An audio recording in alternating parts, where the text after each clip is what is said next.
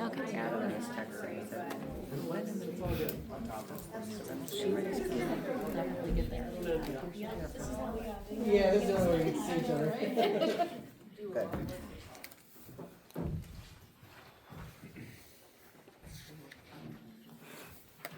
Still got 2 minutes to keep talking. Got really quiet really Got a little quiet. Emma's here and everybody got quiet. It's like the teacher showed up. This one is the line, not the worker. But he's looking better than I thought he would look.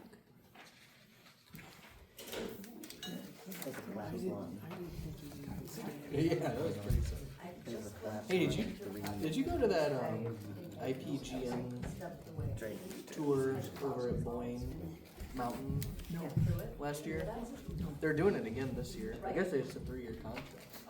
But they're doing the Women's Pro Circuit over there. But they were voted #1 course for the entire qualifier last year. Or something. But we had somebody come in to Rotary the other day talking about the program. Well, whoever, there was a mess there. He said it's a ton of fun. Volunteer for the outdoor. I think this is June.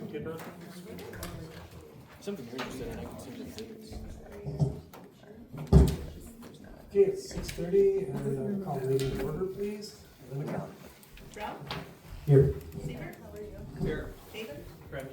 Ravitovich? Sorry. Here. Cardinal? Here. Gunderson? Here. Hayes? Here. Okay, thank you. You join me in the pledge, please. To the flag of the United States of America and to the republic for which it stands, one nation, under God, indivisible, with liberty and justice for all. Welcome, everybody. Good turnout tonight. All right, 2 cases tonight.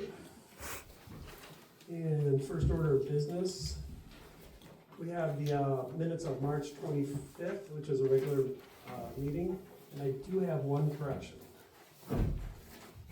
Under board discussion, Brown noted the health department is going to require the well to be 100 feet from Louis, or a variance would have to be granted. And I did say 800 feet, not 100 feet, so if we could correct that, I'd appreciate it. Anybody else have any corrections, additions, changes? Okay, I'll look for a motion. So moved, Cider. With correction? With correction? With the correction. Okay, motion, do I have a second? Second. Danny, second. Okay, all in favor, say aye. Aye. Opposed, same sign. Thank you. Okay. First case is PPUD F26-001, Frederick Hackl for plan unit development, prelim, admin, PUD final, and site plan review. Here. Thank you. This is the second review for this case, but there were members of the planning commission that were absent last time, so I wanted to go through the entire review. This is really a two-step process. The first step would be looking at the plan unit development amendment request, and if the amendment request is recommended for approval, then we will move on to site plan review. If it is not recommended for approval, I would suggest that we not move on to site plan review. The proposal is to add the uses of outdoor sales and vehicle repair. And the address is 2430 East Mitchell Road, Bear Creek Township. It's 1.98 acres on the south side of East Mitchell Road, immediately to the east of Louis Market. The two parcels, Louis Market and the subject parcel, are combined into one plan unit development. Here is an aerial map showing the site as it existed in 2025, but essentially it's the same. It has two accesses out onto East Mitchell Road, and it is a vacant piece of land. It was part of a plan unit development, so this shows the zoning map. The lighter pink on the south is the R1 zoning district, which is residential, and the half that's on the north in the darker pink is B2, and then around the two parcels adjacent to each other is a red line, and that designates the plan unit development. The plan unit development was established in 2005 for both parcels. And there were specific uses that were allowable within each, within the entire plan unit development. The uses authorized were all of those uses that are principal uses permitted in the B2 zoning district, and the special uses were specifically not included in that PUD. The final PUD and site plan were approved for retail gas station and storage facilities in 2005. Essentially, both sites were approved for retail and gas station, and Louis was developed first, and the property owner opted not to move forward with another gas station right next door. So, the final PUD was amended in 2006, and site plan was approved then as well, and that has expired, but it was for retail offices in 2 different buildings on the north side of the property, and then a storage building on the south side of the property. Current proposal, as mentioned, is to allow for an automobile sales and service business, which would include outdoor sales of vehicles and indoor sales and a repair facility. This land use requires an amendment to the preliminary plan unit development because it is a special land use in the B2 zoning district, not a principal use permitted. Preliminary plans have been approved by the Emmett County Road Commission for access. The health department has sent in an email that came to you, I believe today, came to our office on April 22nd, indicating that the well permit and approval on the deviation/variance request to the underground storage tanks is going to be approved. Bear Creek Township sewer has been evaluated, and the township sent us a letter that indicated that sewer capacity is available for this use on this parcel. So this is a multi-part review, as I mentioned. The first part is to look at the uses. So the plan unit development was very specific in that it listed several uses, and this was in your packet for last month.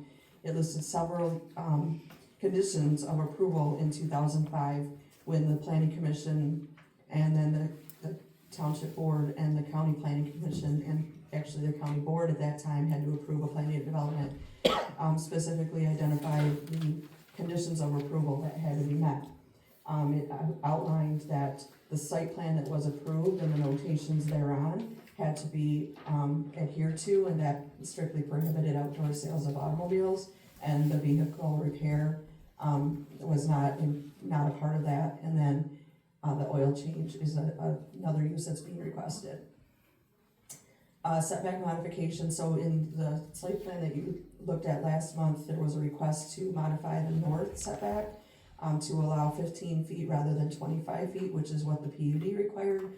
That has been modified in the updated plan that you received in your packets this month to meet the 25 feet setback that was a condition of the original PUD. Building design modification. The original PUD established the building's design with a gabled roof, and you received an updated plan showing a gabled roof, and I'll show that in just a moment. And then parking modifications.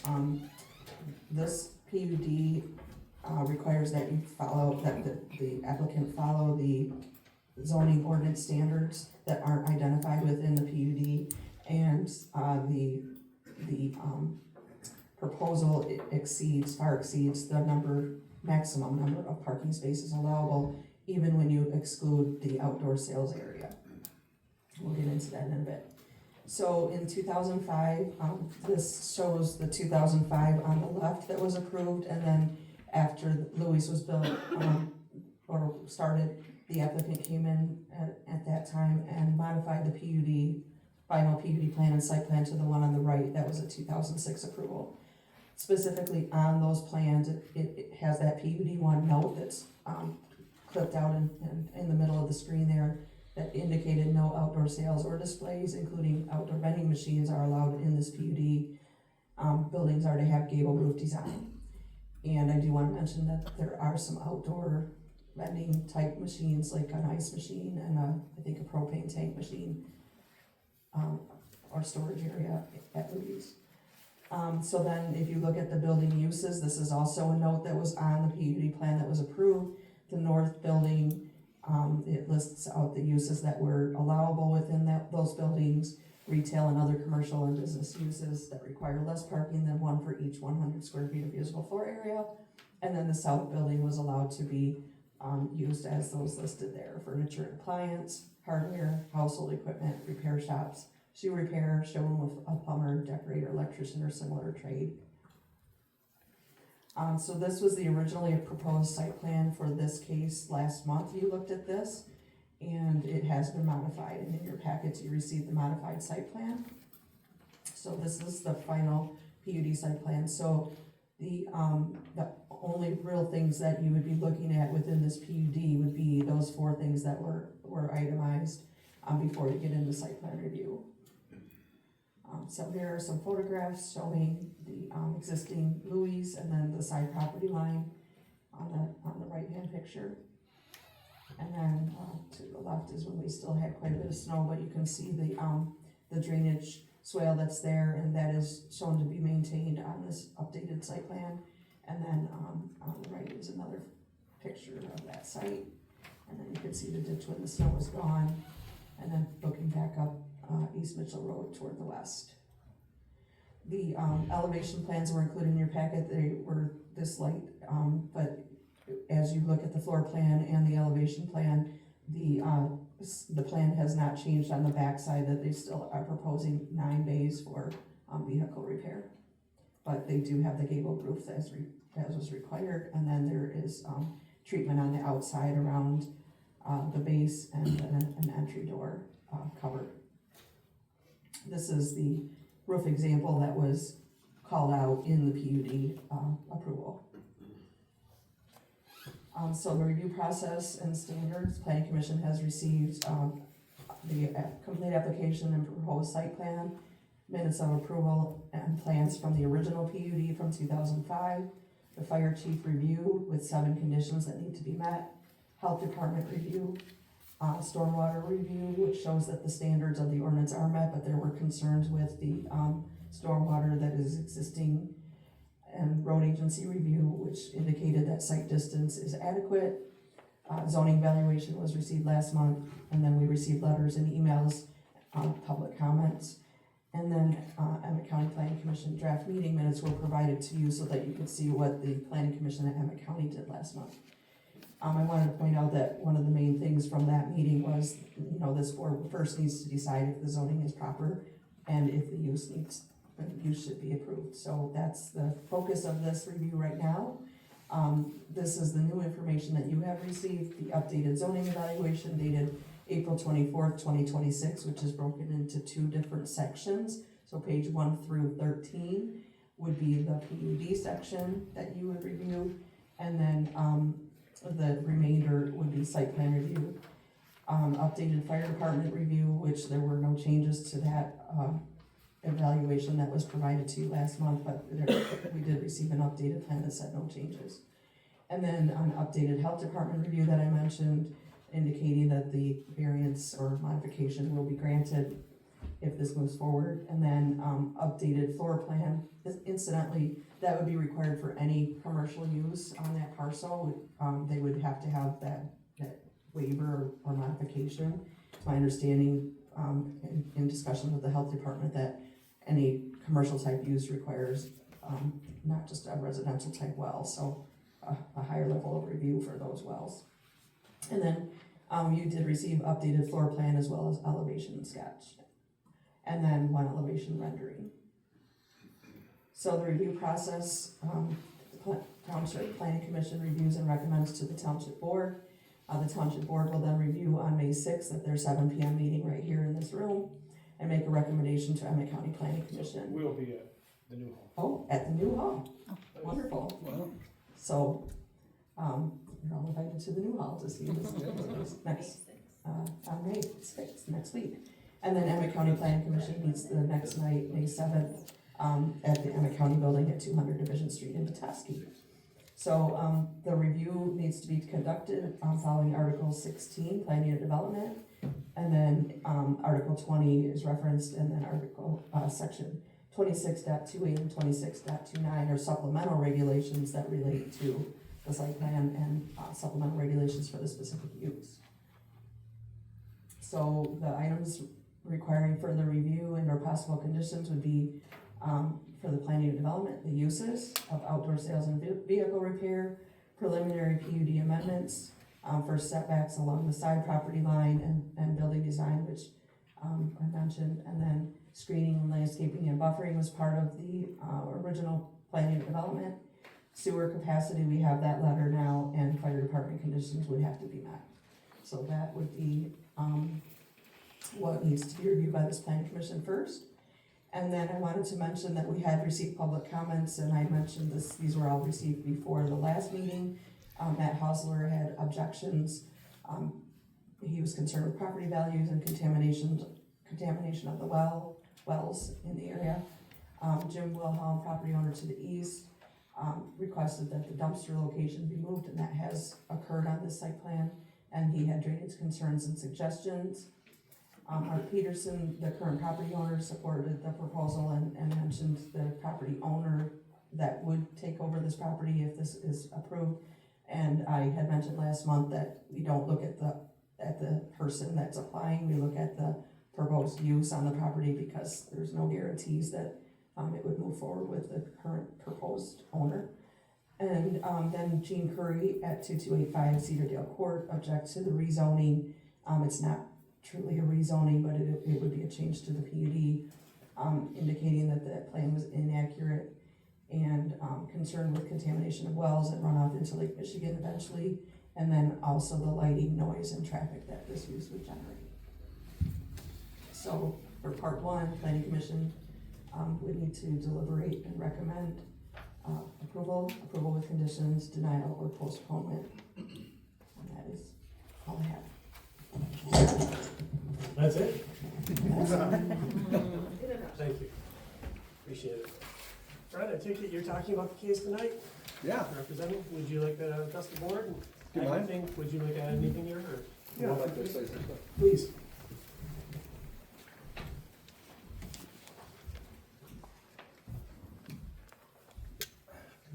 The proposed business model will be built upon a specialized integrated operation where pre-owned Jeep sales will serve as the primary anchor. This facility will be designed around the life cycle of the Jeep brand, serving as a strategic hub for sales, customization, and maintenance. The facility will operate as a Jeep-centric showroom and display area, focusing exclusively on the acquisition and resale of high-quality, pre-owned Jeep vehicles. This sales-first approach will necessitate a rigorous inspection and reconditioning process, ensuring that every vehicle sold on site meets premium safety and performance standards. To support the sales engine, the facility will include a specialized service department dedicated to upfitting and off-road modification. This department will allow us to transform standard inventory into high-value, specialized off-road vehicles, utilizing genuine factory parts and accessories to ensure brand integrity. While the operational priority will remain the preparation and maintenance of our Jeep inventory, the facility will also perform general automotive repair for the broader community. By offering professional repair services for Jeeps, the business will serve as a versatile local resource. This dual-purpose service department will maximize the utility of our specialized equipment while providing a consistent essential service to local residents. A dedicated portion of the building will be designed as a professional retail showroom. This space will offer a curated selection of genuine factory Mopar parts and premium off-road accessories for direct purchase. By providing an on-site retail experience, we will allow customers to browse and select upgrades in a clean, professional environment. This retail component will distinguish the facility from a traditional repair garage, elevating the site's aesthetic and commercial value. In short, vehicle sales are the engine of this project. Every square foot of the proposed site plan, from the professional display area to the factory parts and accessories retail area, and the specialized service bays, is optimized to support a premium, pre-owned Jeep sales operation. We're not just a service shop with cars on the side. We're a specialized Jeep destination that provides a balanced professional asset to the county. And I wanted to address some of the just items that are in your packet. Regarding the roof design, it has to be gabled, so it is a gable, and the rendering is now 412 instead of 112. The walls are also two colors, darker at the bottom of the building and lighter at the top. As far as utilities goes, I think that Tammy has stated, the health department, sanitary sewer, fire department review, and the road commission have all been listed. The utilities will be buried, that was a question. And then the road commission review was received in the drive location off of Mitchell Road was acceptable. So regarding the fire department's 7 conditions, the access lane is designed to withstand 75,000 pounds. And that will be on the site plan submitted with the building department for permit. The waste oil and other class 3B liquids will be stored in approved tanks or containers. So specification sheets will be submitted with the building drawings. Cleaning parts shall be conducted in listed and approved parts cleaning machines. Specification sheets will be submitted with the building plans. Show drainage and disposal of liquids and oil-soaked waste. Trench drains are shown on the floor plan, and specification sheets of the disposable containers will be submitted with the building drawing plans. Provide information on storage and use of flammable and combustible liquids. Specifications are going to be submitted with the drawing plans. Portable fire extinguishers are to be provided. This is also on the floor plans, submitted to the building department. And a knockbox key retention box. This will be on the floor plan, submitted to the building department as well. And as far as I can tell, all the setbacks were met. And that was an issue the last meeting. So we have revised the plans, I believe, to accommodate all the setbacks. And I think Eric has a couple. Yep, thank you. Thank you, Fred. I'm Eric Brown, and I'm the managing partner of this endeavor. Just to help you clarify a couple things, the hours of our operation will be from 8 a.m. to 5:30 p.m. Property does not have a wetlands issue. In regards to the lighting regulations, which we would have to go through Tammy, and the signage as well, but the lights, our lot lights have to be off by 10 o'clock at night, and they can come on at 6 o'clock in the morning, i.e. in the winter time, and then once it gets light around 8 o'clock, they would come off. As Tammy noted, the dumpster has been relocated. So one thing that people have an issue with is oil spills. I just want to clarify this a little bit. So we will be using no more than 55-gallon drums.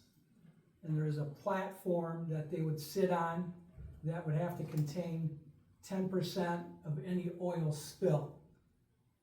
After that, we would, if there is a larger spill, it would go into the drain system and it would go into a oil trap. That is the oil. Thank you. The oil platform is does meet county code specifications as well. In regards to the 2005 PUD, yes, we know that the setback on the south side is 50 feet. We chose to go 180 feet to have a greater buffer for our neighbors. And also, as time evolves, we have air tools are kind of going away. We're going more to electric. There will be some air tools, I can guarantee you, in certain instances. Our doors will not be open all the time. We'll try to keep them closed as much as possible. We do have a stamp engineered site plan by Benchmark, and that's all I have right now. Thank you. Thank you both, appreciate it. Okay, I forgot to ask you guys, I'm sure you would ask if you had any questions for Tammy, but. Tammy, just a clarification. He's saying there's no setback modification but I'm seeing here there is a modification from 25 to 15 feet on the front.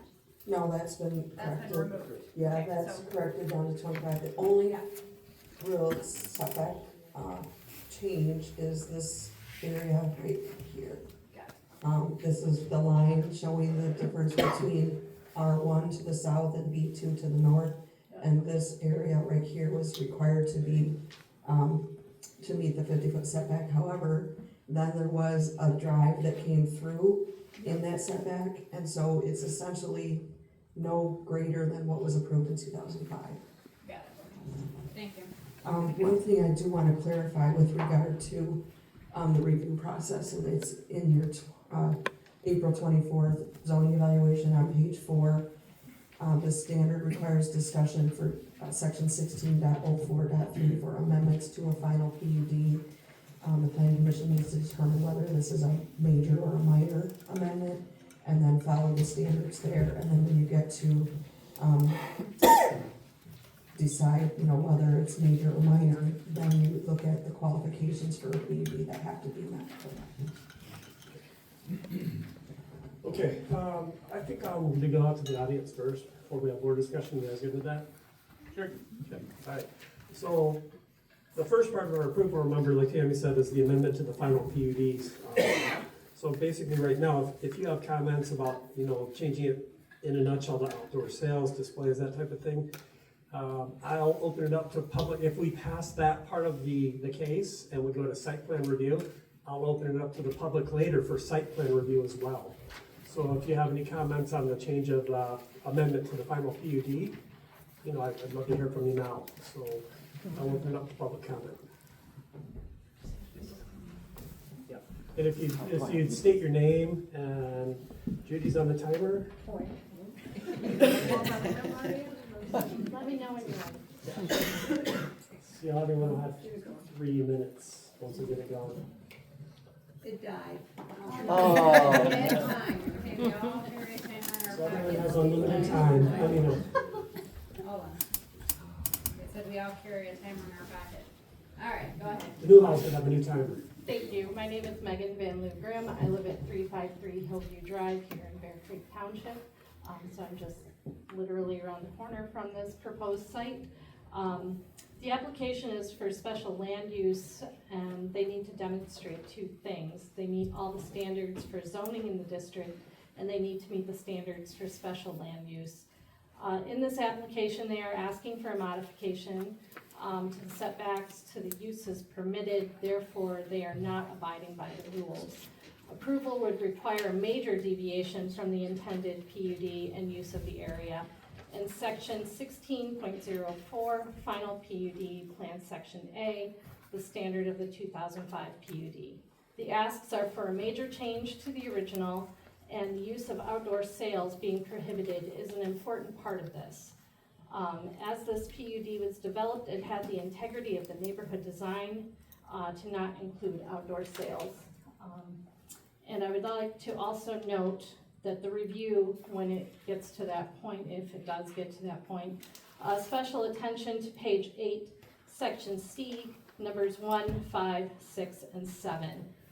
As a resident in this neighborhood, the before mentioned concerns of pollution, noise, and smells from this requested use are a big concern, as well as the potential property value decline of those homes next to this proposed use. Thank you. Thank you. Please. Oh, go ahead. You're closer. Good evening, and thank you for the opportunity to speak. My name is Mark Peterson. My partner and I own 2430 East Mitchell, the property which this new business is considering locating at. So, I don't want to surprise anybody, but I support this project. For a couple of reasons. I think the placement of the project, as currently shown here, indicates that the applicants are trying to keep the commercial end of their process on the north end. I think that is a gesture of goodwill to all neighbors. prior to our ownership of the property, there was a plan for development in 2005 and again in 2006. The first plan was a convenience store, gas station, and storage facility. And it was approved. So potentially that could have been the neighbor to the residential community. I think arguably the hours that business would have been open, the traffic would have been greater than what the applicants are asking for. I also noted, and Mr. Brown just noted as well, that these original projects were 50 feet from the residential community. And again, it's been pointed out that they've moved them well over 100 feet from the residential community. Again, as a gesture and to separate the commercial side of the project from the residential. In the past 18 months, we've had the good fortune of a fair amount of interest in this property. Prior to the current applicants, we were under contract with a dollar store. Not necessarily that name, but a dollar store with that same business model.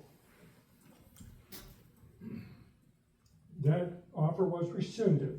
However, I would just like to say, if that had made it through the planning and zoning process and been approved for that site, that arguably would have been more traffic and longer hours than what the applicants are asking for.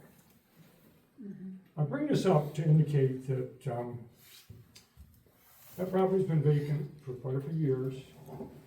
Something is going to happen on that property.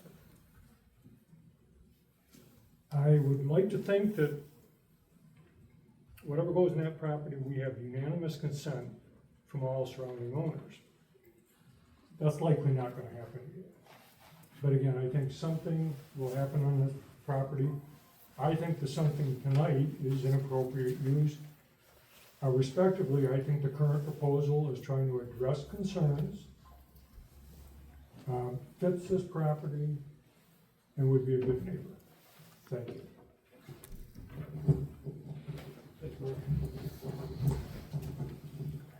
Eddie?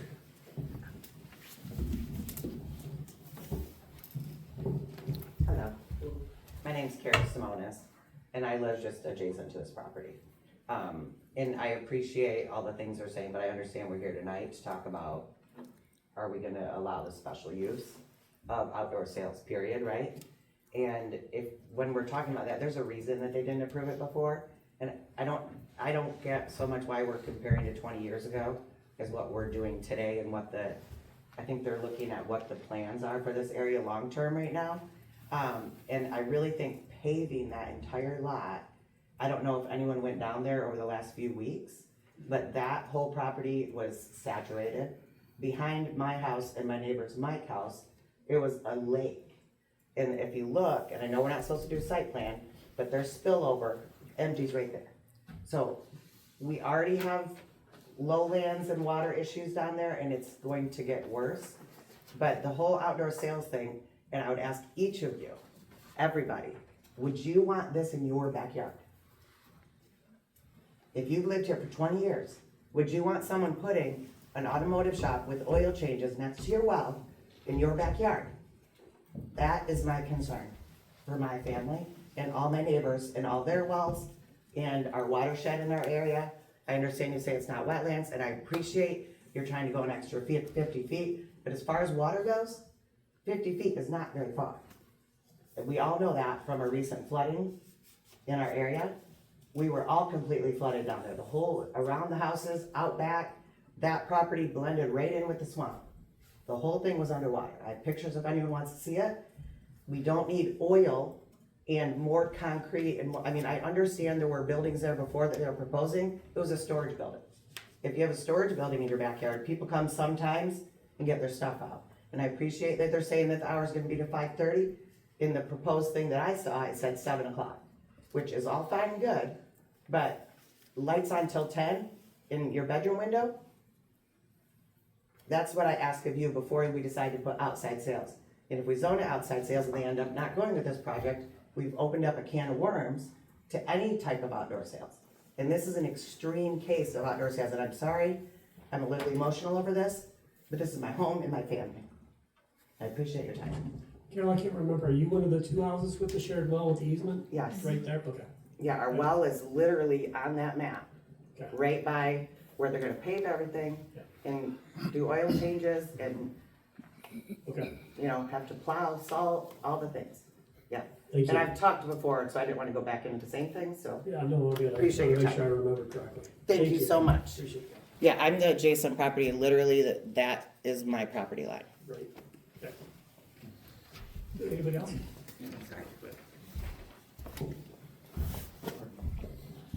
Hello. Hi, Mike Boudet, Cedardale Court, 2280. Carrie, thanks for mentioning we have waterfront property now. I know. Taxes are gonna go up. But, We had done this. everything that Carrie and the other neighbors have talked about, I'm not gonna bore you with repeating it. Just one thing that bothers me is, well, it was not the right spot for this type of business. There's other places in the area, north of town, south of town, where this business could flourish. Why it's gotta be right there, I don't know. It sounds like a good business. I like it. But I don't think it belongs in my neighborhood, in Carrie's neighborhood, all of our neighbors. I don't think we need it. It's gonna affect our valuation of excuse me. Anyhow, it's gonna just not the right spot for it. All right, thanks. Thank you, Mike.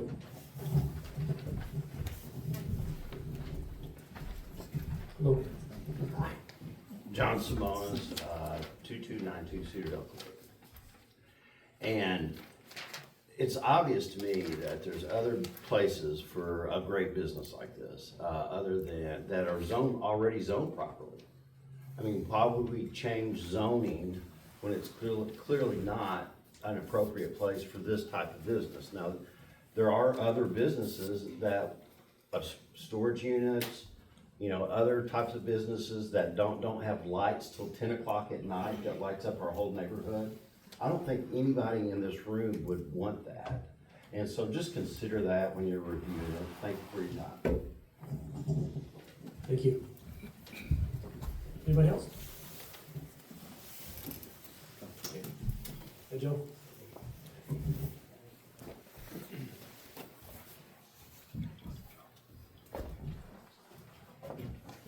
My name is Joe Villamere. I'm gonna repeat everything that they said, just to keep you here.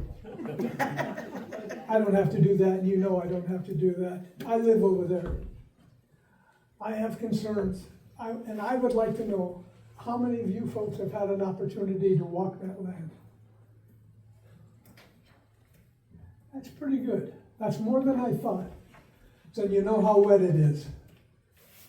We don't have to tell you how wet it is. If you go in there after a little bit of rain, you might as well put your swampers on because you're gonna need them. And I don't wanna know, where is it all gonna go? Is it gonna go flow in the back like it does now? They got drain pipes coming out of the back of Louis, going right into that property. Nobody's addressed that. It goes right across the back of the property and heads down. We have a 13-acre common place in the back of it, and that's where it ends up. But before it gets there, it goes through all their yards. I live a little bit higher, but my water comes from the same underground that theirs does. And does it concern me? Yeah. Am I gonna fight it? Yep. That's all. Thank you very much. Thank you, Joe. Hi. Hi.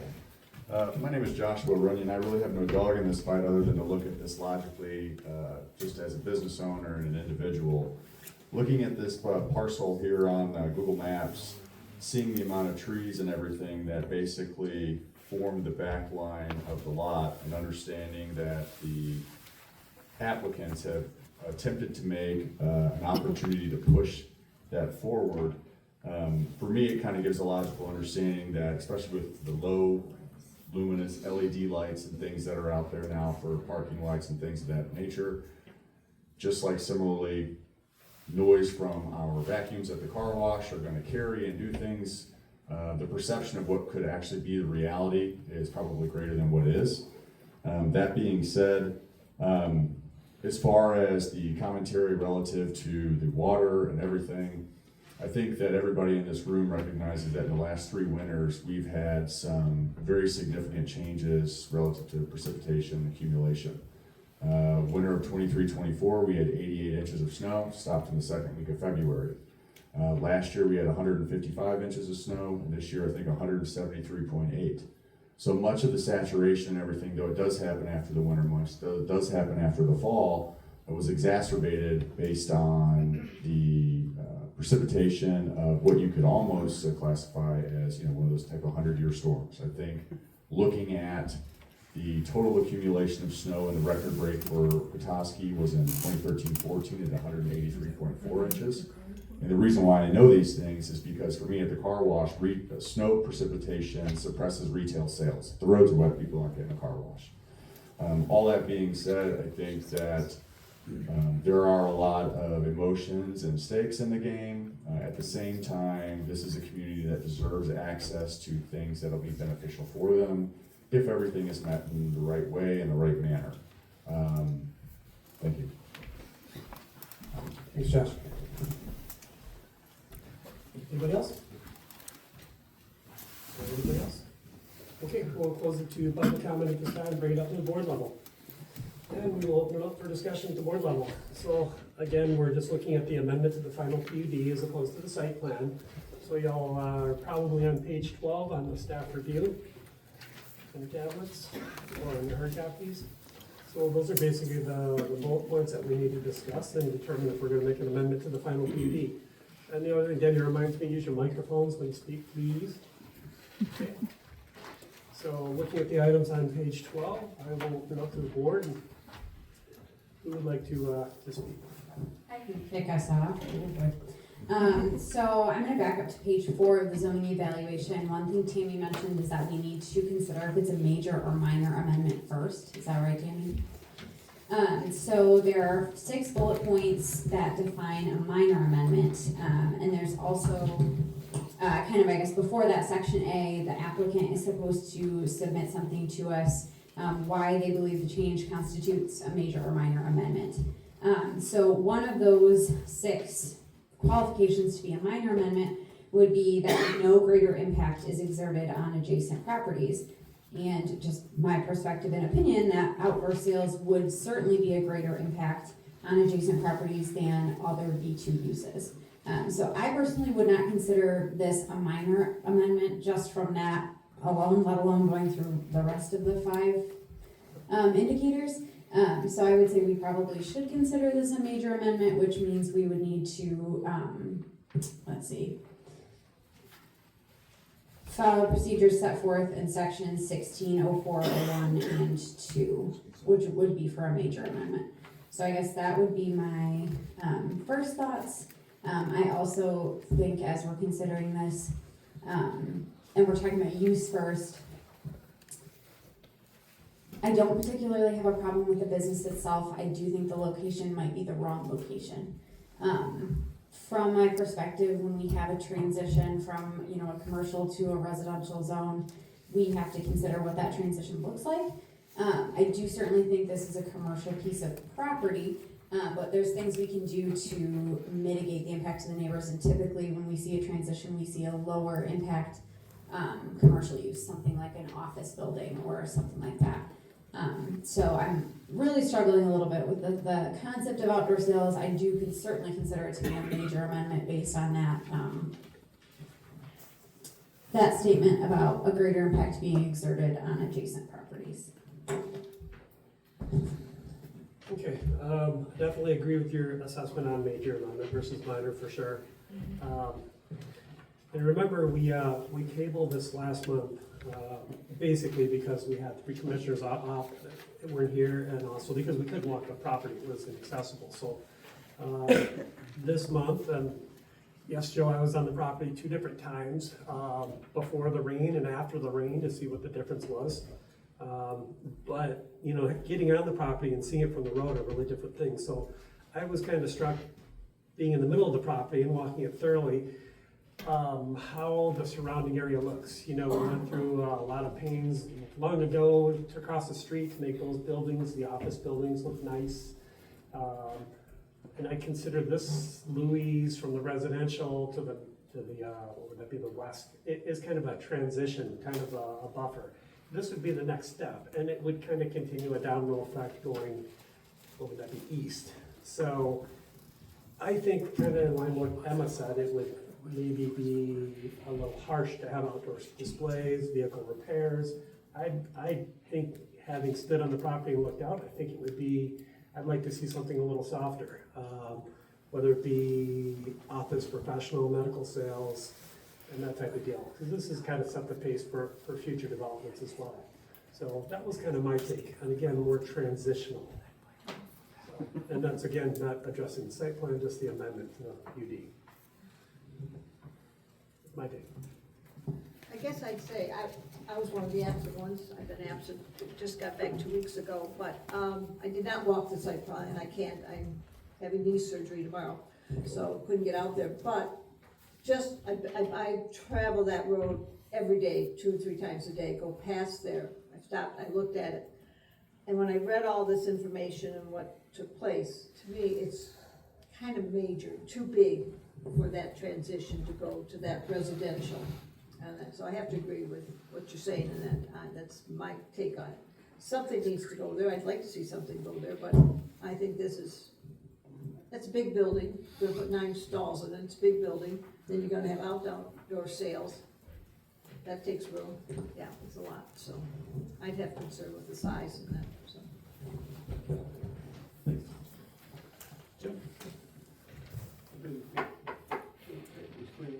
Lights on? I know it, Oh, you want here?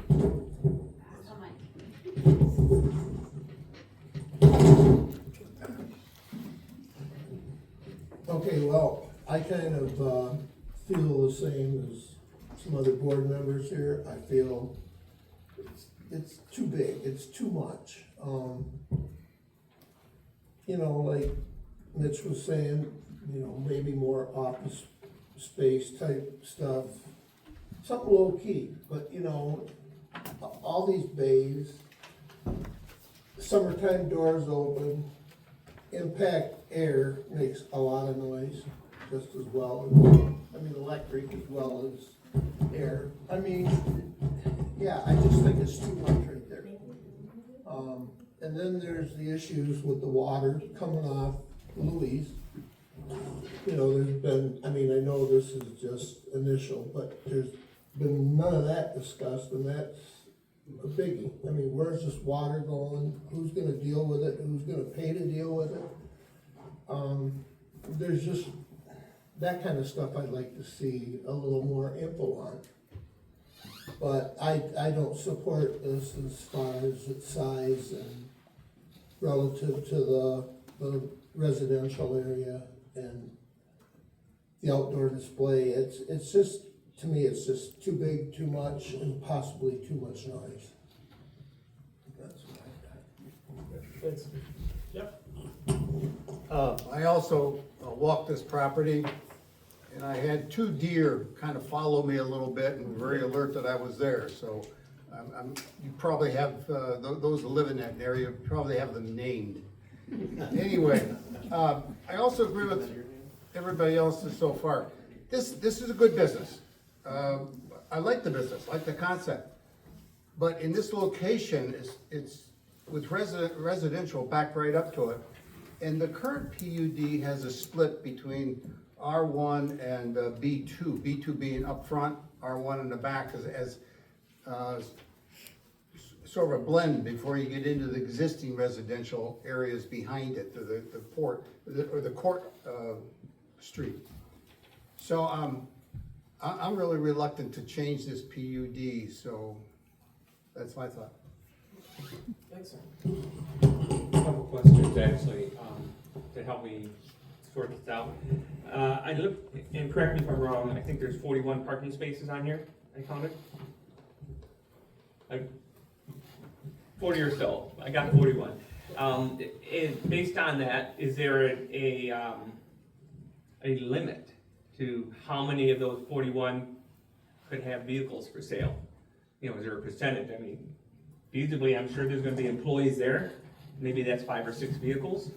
You know, if you have 35 spots, you can put 35 cars there. That's a lot of cars for sale. So I didn't see that there was a limit on the number of cars that might be parked there.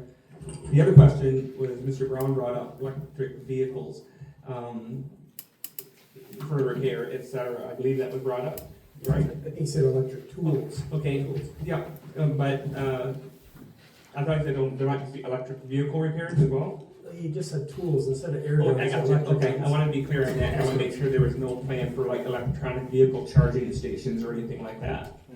Didn't say that. Okay, thank you. Thanks, Jeff. I guess I have to agree with the rest of the committee up here, you know, that it's a great business and it's needed in the area, but that's just not the right spot for it. You know, when you have outside sales going on, you know, in that area, it's just not a good fit. Jeff. If it helps, there we go. Jeff, if it helps at all on the site plan, it does indicate they're not all for display. 17 for display, 8 for customers, 11 for employees, and 9 for cars that are under repair for 45 spaces. 17? So up to 17 for display. Yeah. Tammy, anything to add in the review here? No. Okay. All right, well, it seems like the vision from 20 years ago hasn't really changed much as far as what we see there is today. So, any other discussion? Okay, we seem to all be on the same page. Okay, no other discussion. Tammy's good. I'd look for a motion. This is Just for amending the final PUD. So if this does not pass, we won't move to site plan review. And these motions, draft motions are the ones on page 12. Yeah. Sorry.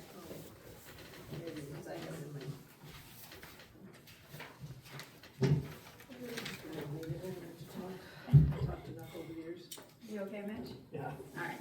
I would move to deny case PPUDF 26-001 Frederick Hackl for an amendment to the planned unit development preliminary to allow an outdoor sales lot and auto repair facility at 2430 East Mitchell Road, tax parcel 2401-1904-200-012, section 4, Bear Creek Township, as shown on the site plan dated received April 17th, 2026, because the standards of Article 16, including sections 1601, 1602, 1604, 1605 of the zoning ordinance have not been met based on the facts presented in this case and the facts as accepted in the zoning evaluation dated 4/24/26. That's the right date? Yeah. Okay. And because Bear Creek Township, well, it hasn't gone to the township yet. So I think. So the motion does ask for you to look at all of those standards that are listed as requires further review.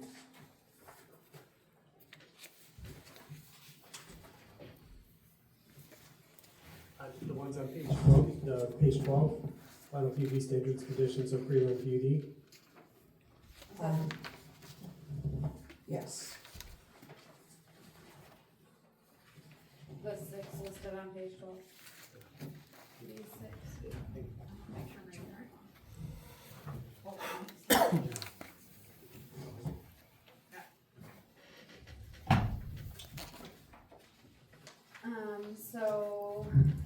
That the planning commission did determine the change is a major change, and that, the use as a special land use, for outdoor sales and display within the preliminary PUD. Oh, to allow outdoor sales, there it is, auto sales, including outdoor sales and repair, that the planning commission did not determine that to be an acceptable use. Is that okay? second the motion. Okay, any motion and a second, any other discussion? Everybody good with motion? You good? Okay, roll call vote, please. Cargill? Yes. Haven? Yes. Seifert? Yes. Brown? Yes. Nanadovich? Yes. Gunderson? Yes. Mays? Yes.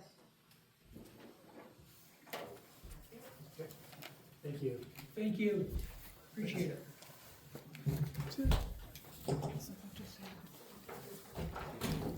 It's just a brief minute to shuffle some papers.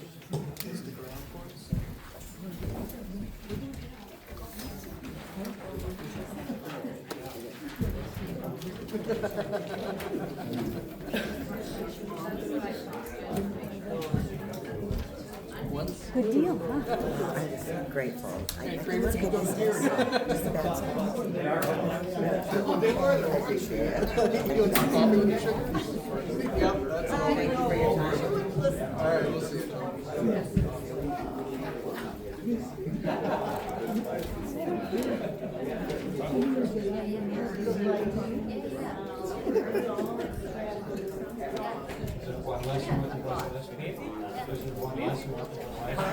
got a lot more seats back.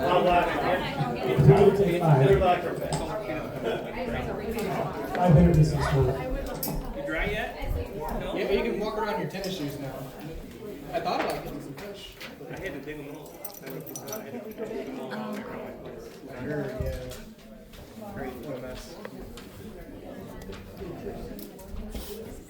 Yeah.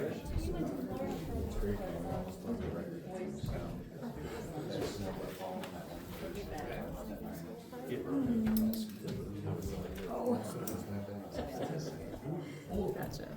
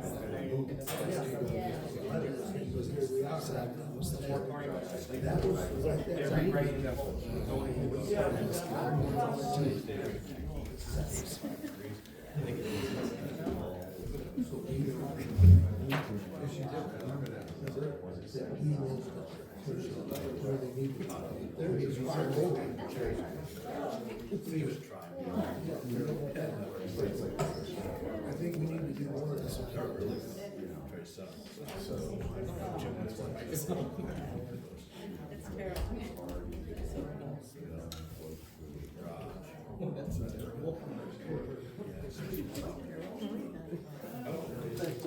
What are we waiting on, Mitch? Took a 5-minute break. Oh, did you? Yeah. Oh. Oh, we didn't hear that. Yeah, no, it's Hope I'm hearing it for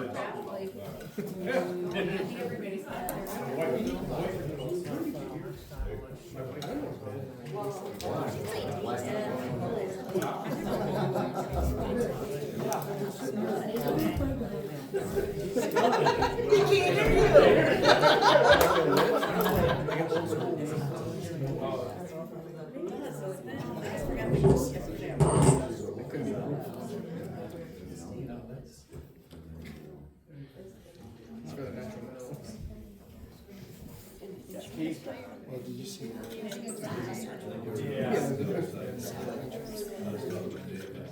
So rather than having two entrances, that first entrance into She'll email you. That's right, just for you.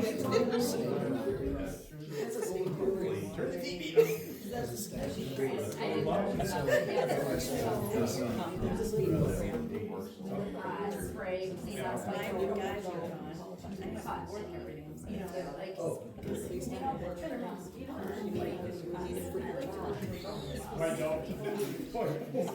You can't just turn them off. It doesn't work that way. There's a shower out there, you know.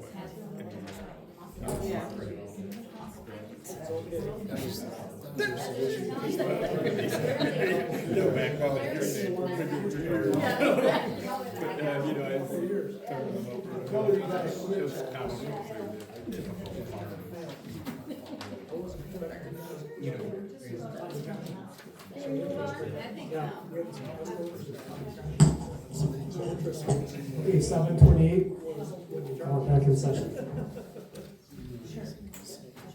All right, next case is PSUP26-003 Adam Boyce, Redeye Brewing Company LLC, special use permit and site plan review. Okay, this site is 2745 Kegomic Road in Bear Creek Township on the north side of Kegomic. And Kegomic is a short road between M119 and Zager Road.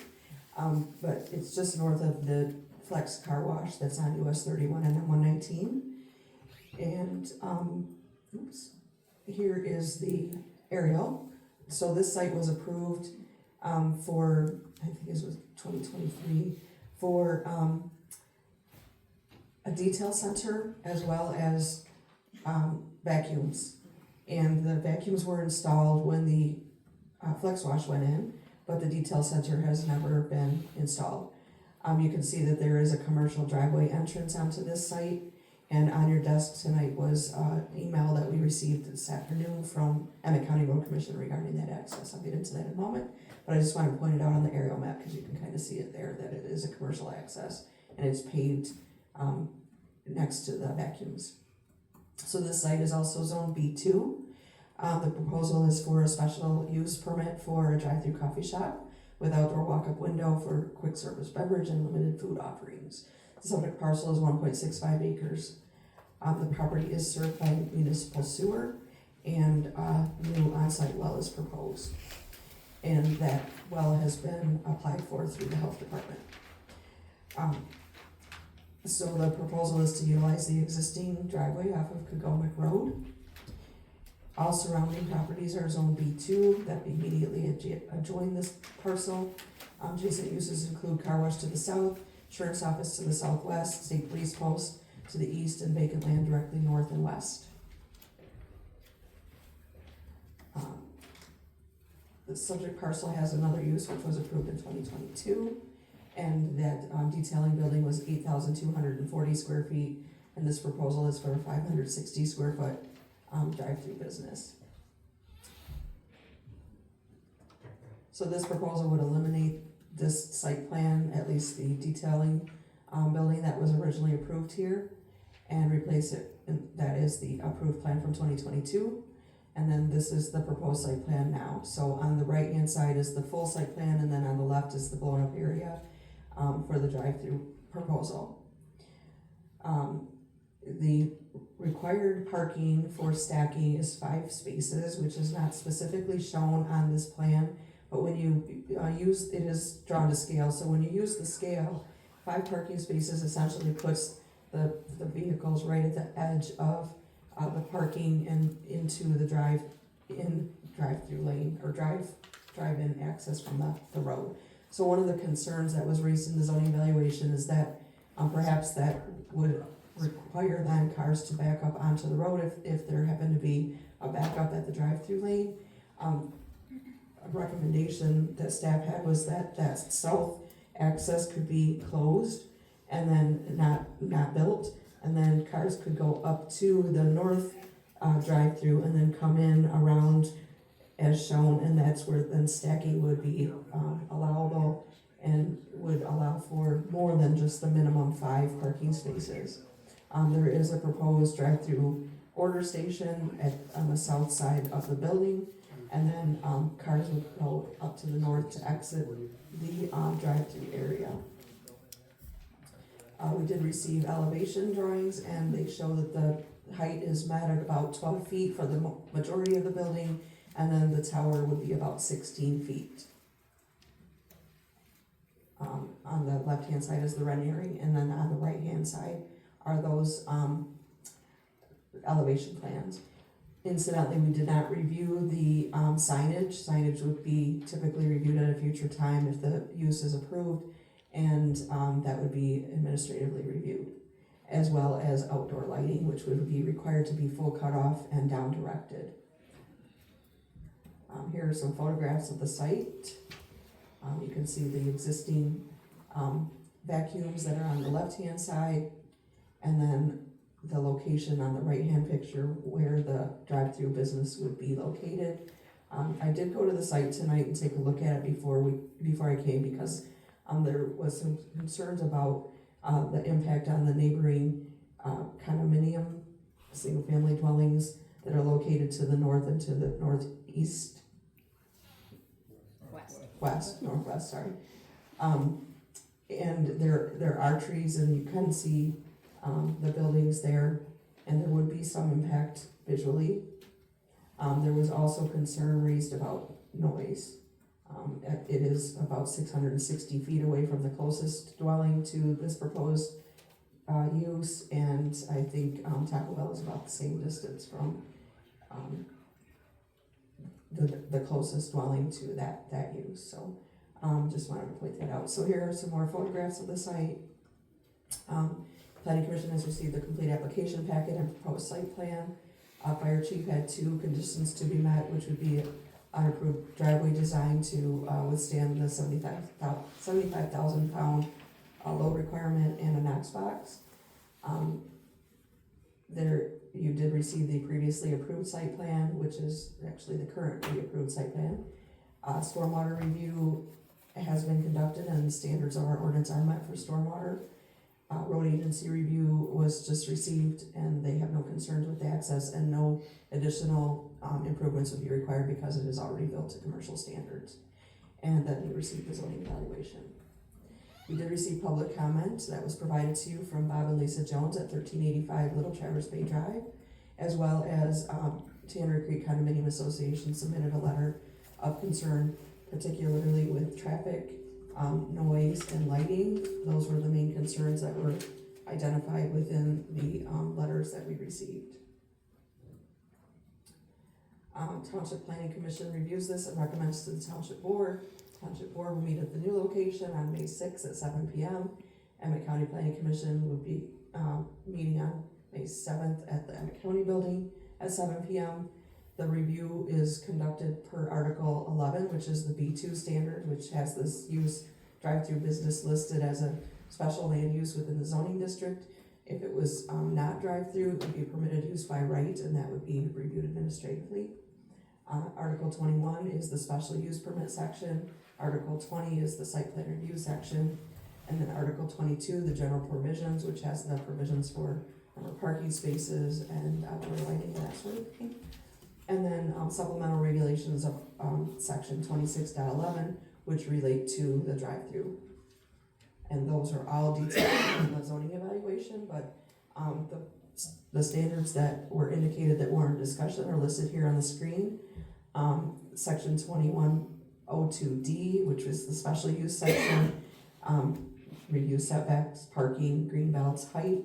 Those standards all appear to be met, but it did indicate warrants additional discussion primarily because of the parking.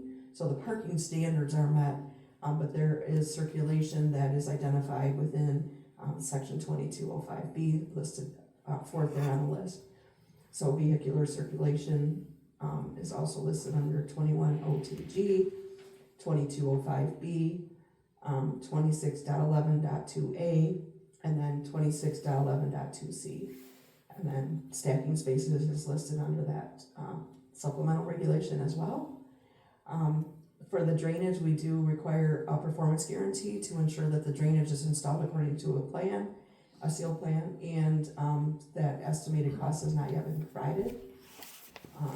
2205C, emergency vehicle access, that appears to be met based on the fire chief's review that came in after the original evaluation was put together.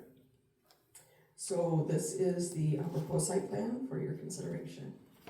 And then your options tonight would be recommend approval, approval with conditions, denial, or postponement.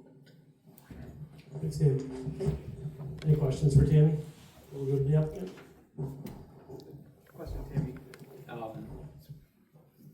When this was previously approved with the where the vacuums are, there was also at that time approved for a detailing center that was never built, correct? Yes, that's All right. So in lieu of basically where the location of the proposed coffee drive-through would be was, I think, the detailing center that was just never, okay, thank you. And also, almost adjacent to that property is an already approved drive-through coffee stand that's just not been been north for a couple years ago. So that's approved, it just hasn't moved forward, so that's already approved for a coffee shop as well. And almost adjacent, correct? Yes, so 1211 US 31 North was approved for that North Perk copy. That site plan has been replaced with an updated site plan that was brought to you under other business for administrative review and approval.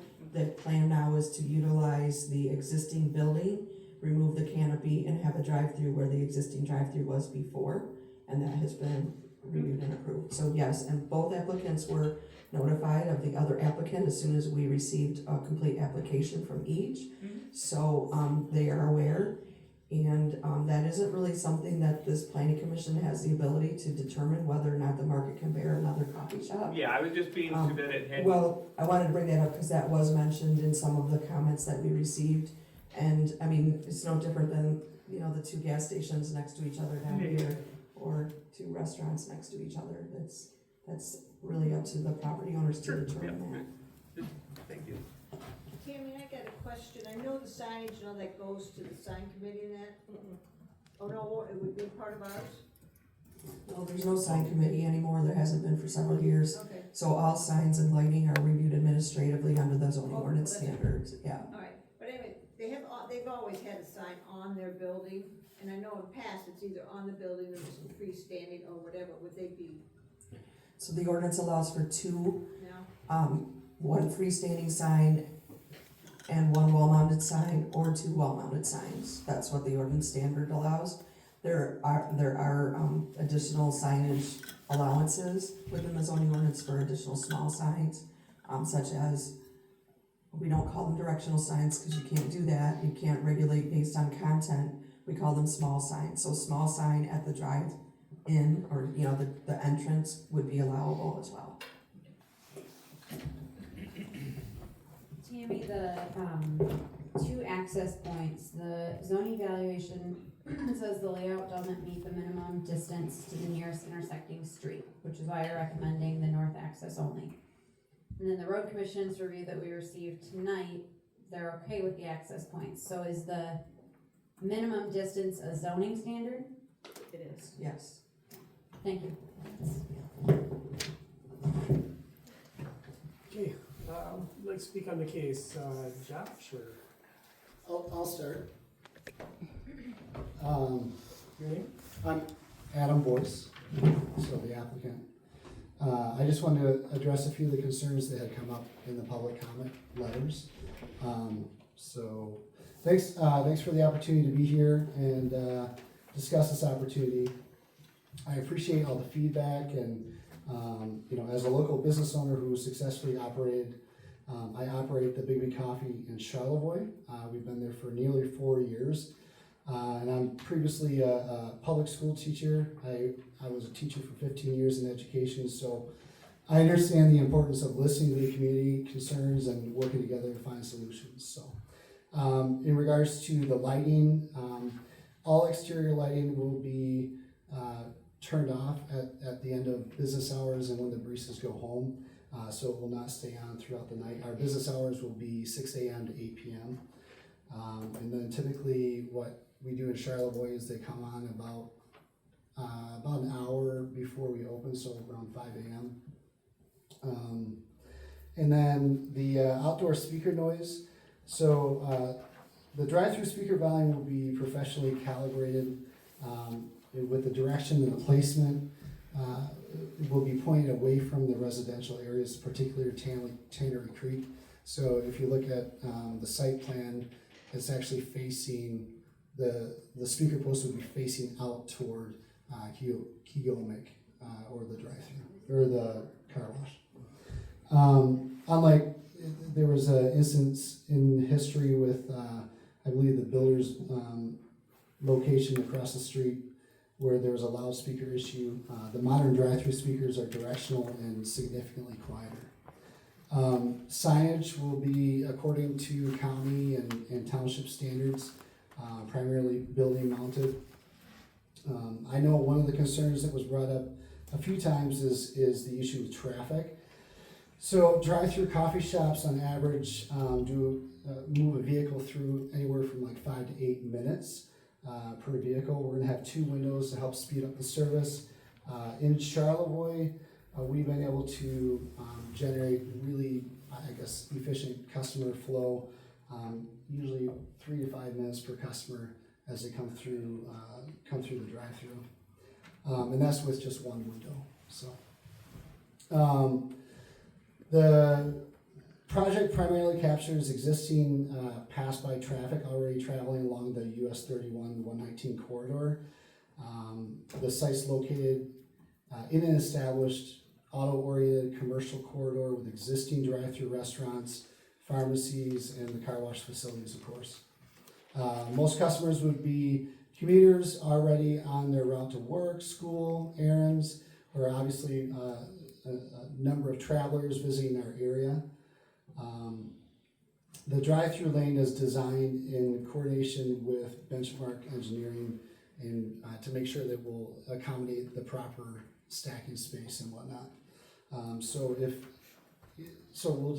we'll make sure that we collaborate with whatever those standards are and meet those.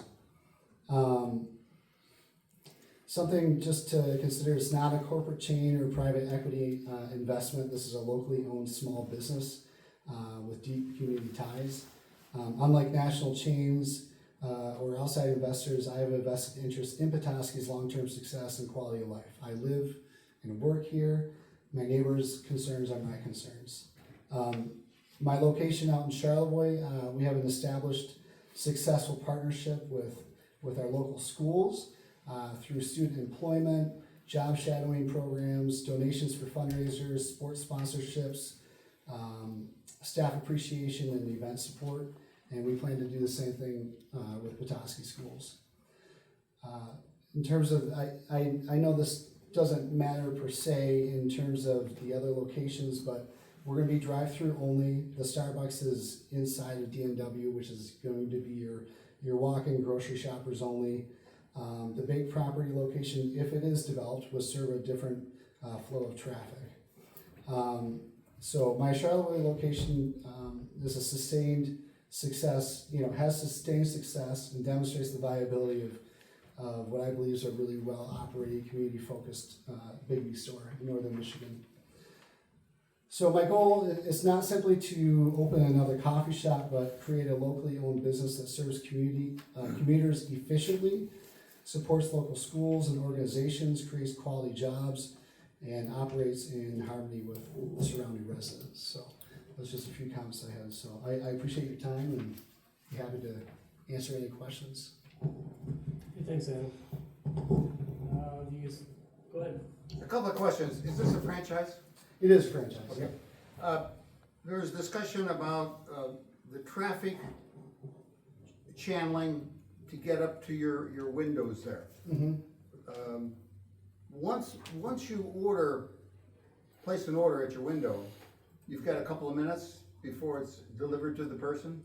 Yeah, so window 1 is, okay, so you have your speaker post where you place the order, and then you move up to window 1, which is where you're gonna pay for your order, and then you'll move up to window 2 to receive your order. So similar like a McDonald's style. Okay, now I understand. Thank you for explaining that. Sure. What if it's not ready at window 2? Where do I go? Do I go park someplace and wait for your employee to come out with my bag? So no, they will wait at window 2 until their order is ready. So there could be a backup of traffic then? There could be, I mean, in our, again, I only know because we run a really efficient store in Charlevoix, and we've always done a really good job of keeping that flow. And my manager who manages that store is going to help me oversee and manage the store in Petoskey as well. Okay, I'm very sensitive about the traffic issue here. Sure, no, I understand, yeah. Okay. Alright, you guys, we can come back, to Adam as well too, so maybe we'll go out to the public and then maybe go back to Adam. That sound good? Sure. Okay, thanks, we'll come Yeah, back. sure. Alright, I'm gonna open it up to public comment, if anybody would like to speak on the case, the usual 3 minutes, please state your name.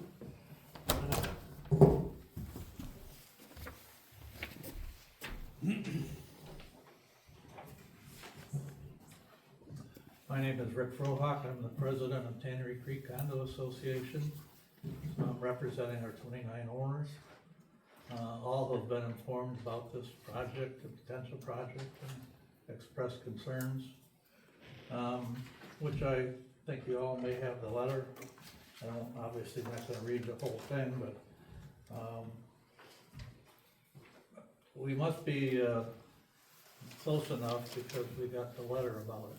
You know, it's within 300 feet, so 300 feet, you can hear a lot of things going on, and we hear cars and all that stuff. But, so some of the things he said about the speaker and where it's gonna be positioned help resolve that issue. But our biggest issue is really the traffic. They stated in their document 300 cars a day. That's 21 cars an hour. And at his 5 minutes, he doesn't get there. So, so 300 a day, think about that, 300 a day. Coming off of Zaker Road and Kegomic onto 31 or M119. Impossible. We have trouble getting out, we got 29 owners. So 300 a day is tough. And then in the summer, the number's gotta be higher, because the traffic is higher. And in the winter, it'll be lower, so maybe you're looking at 500 a day.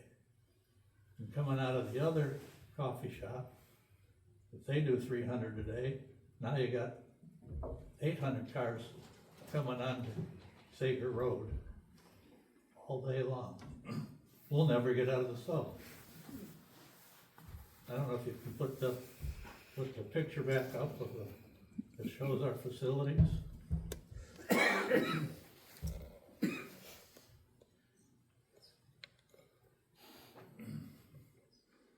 Yeah, we're the little people at the top of the road, 29 condos and one private house.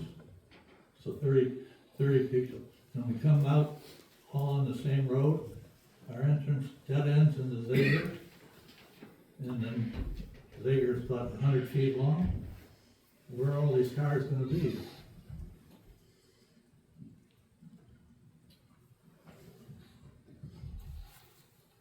So I don't see how it could possibly work. They're not on a main drag. I don't know how they, people will even know they're there. But if they do know they're there and they come, we've got a problem. The other coffee shop, competition's good, but you can't have that many cars in the same little place. And so that's our main concern, is that the traffic is gonna cause accidents, people trying to squeeze out onto 31 or 119 when there's not space to do it.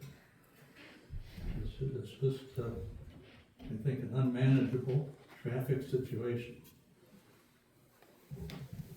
Thank you. Thank you, Rick. Anybody else? Josh, welcome back. Hi, thanks. Josh Runyon. A couple things. I am the property owner as well as the owner of the car wash, or the flex wash that is to the south of what we call the north lot. First key point I'd like to make is the very top left corner of where my property line ends in those woods to the very first and closest residential front door is 127.1 yards. Additionally, there is more than 5 acres of trees relative to the coverage back to that point. We currently have lights on the vacuum bays on the north lot that come on once it's dark enough and then go off once it's bright enough. It's got a sensor on there, all of which are not visible along back in the condo association. And now, obviously, I did go downstate yesterday, their trees are blooming and they have flowers, I was so surprised. But that entire area, that strip, which is, falls along the Tannery Creek Bay Drive, is covered, lush, and full. That being said, originally, there were more than 27,000 to 29,000 cars that hit that intersection on a daily basis based on MDOT and 75% seasonal rule in that regard. We had originally modeled doing about a 1.62% capture rate, about 350 cars a day. Over the last 2 years and 4 months, we've basically averaged roughly 200 cars a day, which that applies to is 70,000 cars a year that have exited the car wash exit onto Kegomic and used both Zyger and Kegomic to get to 119 or 31. Originally, when the La Senorita was there were 2 entrances on the southeast corner that we moved and got rid of in order to have that big yard and make that corner safer. There's only been 2 accidents in the last couple of years on that corner, and it's primarily from people running the light and hitting the people on 119. One happened like 2 weeks ago. Point being is that it's very clear that the flow of traffic relative to the existing design on the south lot continues and would actually do as it has done over the last 2 years and relieve congestion, which is that main concern right there at that light. Another comment would be to the point of whether or not they would know it's there or what have you. One of the things that I've found most unique about this community, unlike a lot of other places, if you were in Houston, Florida, or wherever, in a big city, you need frontage right-of-way space. In a community like this, where we are all neighbors and friends, and we know each other, and we're trying to support each other, the reality is that people know where things are that they need to get to. And when we originally designed the flow of traffic into the South Lot car wash, I talked about how I like to fly fish, and you've got the one entrance specifically coming off of 31. Everything flows to the back of Kegomic, so people have the choice of either Kegomic or Zyger in the 31 or 119, left or right. For the last 2.5 years, people on 119, as far as coming out of the car wash in front of the police station, have been extremely accommodative relative to letting people. There's never a buildup or a stacking of cars in that vein as far as leaving. To extend on that point, even in the winter months, this last January was the hardest January. I brought up the precipitation in the last thing. Our first January we opened, we washed 5,632 cars, with roughly 1,800 of them being net, so retail cars. This last and that was a year in which I think January 15th to the 20th, we got that big cold spell and the snow started falling then. This year was much different. We had snow early on and consistent in flow. So in January, we washed 3,300 cars with 749 being net. So that's why I was talking about the retail compression in that regard. Point being is we're still going to have anywhere from 5,000 to 8,000 cars just based on our existing historical averages facing that lot alone.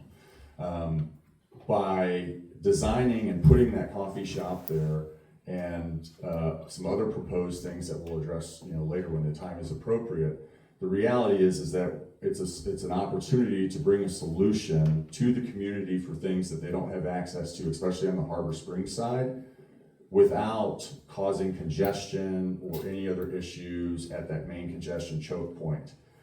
So when people are leaving the car wash or coming in through Zyger or Kegomic, hey, I'm gonna get my coffee, I'm gonna get my dry cleaning. It's an errand hub, and it's hidden, it's away. It takes the traffic away from the main corner that's there, whereas the proposal of the other coffee shop in that regard, even with the removal of that, now you're essentially creating cross traffic in the center lane to enter into Putt-Putt Place, Culver's, and everything, whereas where Harbor Brent is and where our entrance is, there's enough space within that, plus the opportunity to turn on Zyger, where it relieves a lot of that congestion that takes place at that left turn intersection. So based on the existing design, it was the same type of thought process relative to the fly fishing in that respect, which way best does the water flow. And I feel as not only having recognized what we've gone through with the car wash and our traffic, seeing it daily, the 70,000+ cars that have gone through over the last 29 months of operation have not affected the flow or traffic of the 29 to 40 cars from the community 130 yards away. And at the end of the day, it's a great opportunity to support existing local communities and also to bring things that are valuable to the daily actions of people for their betterment. Point being, when we first spoke about the establishment of the car wash, I had indicated that I knew it was going to take time to condition the community to understand what the tools were, how to use the vacuums, why it was important, what was the value in the membership in those things. And we've successfully seen over the last 29 months, individuals who originally came in with the mindset thinking this was going to cause a bunch of issues in that corner, recognizing that it doesn't. People who are like, why do you have all these vacuums? We're never going to use those. Same people I see all the time using the vacuums. Some of them steal my towels.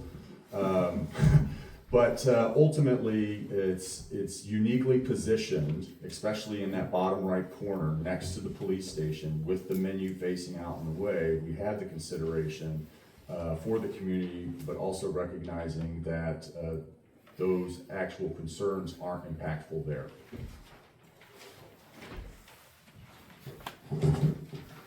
Thanks, Josh.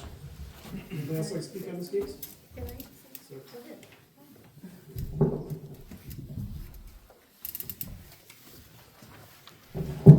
Give Josh a little leeway, he's kind of the applicant, so that's why he got far in excess of the 3 minutes, limited applicants for discussion. So he just kind of spoke during public comment. We were a little apprehensive about the car wash, but we agree, it's worked great. We haven't had any problems, but he admitted how many cars are coming through there. Now you add another 300 a day from this place and another 300 from the other coffee shop, and you've just tripled or quadrupled the amount of traffic. So how's that gonna work? Works okay today, not tomorrow. Thank you. Can I respond? Come back up. Yeah. If you just more, please.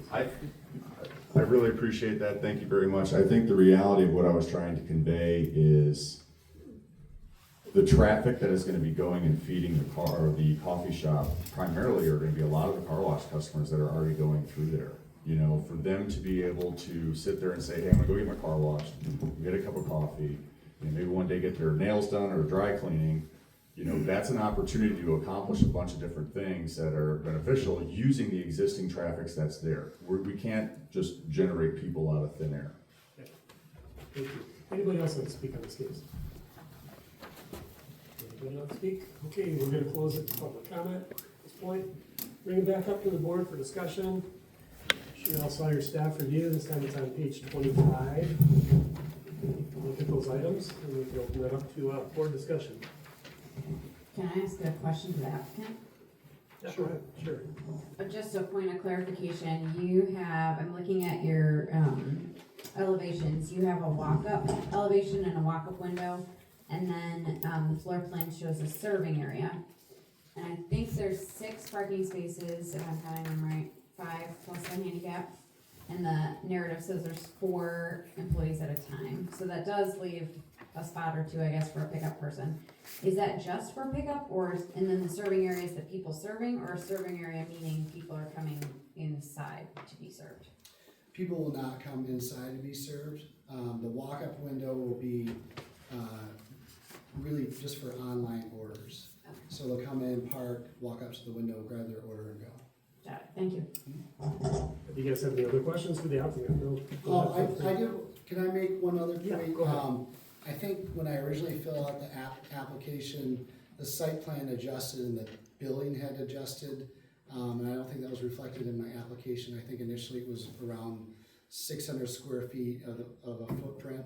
It's actually a 40 by 20 footprint in this updated site plan. And that was per Big B, for a double drive-through window. So just as a point, that building will be 40 by 20. Okay, thanks. Yes, something, Jim? Did you have a question for me? Yeah. Okay. Yeah, point of discussion. Oh, okay. I do have one more Yeah, question. go ahead. The double lanes in the drive-through, they're not both actually drive-through lanes, right? The one closest to the building is drive-through, and then the second one is a passing lane, is that right? Correct, yeah. Okay, thank you. Well, I guess all I have to say is, I've been concerned about the additional traffic on that intersection, and I'm hearing, comparisons or talk about a second coffee place that may be going in. But they got a huge advantage because I believe they can access the traffic light. They can get through. So if they wanna turn and go north and not, that bank driveway comes out to Lewinsky Road, and then you can go cut through and you can go the back behind the Secretary of State. You can go straight through, cause I've done it. So, It's somewhat irrelevant to this case. well, it is, I'm just talking about traffic, at least that traffic's got it out. And this corner keeps getting jammed up with more traffic flow. That's all. The traffic on that is proposed to go straight through and come out on Well, it's just another 300 cars possibly a day. Zager. That's my, Probably gonna be a lot of car wash traffic though. yeah. Like, I don't think it's gonna be 300 new. And I don't have any problem with the building at this point, you know, it's just the traffic on that corner, that's all.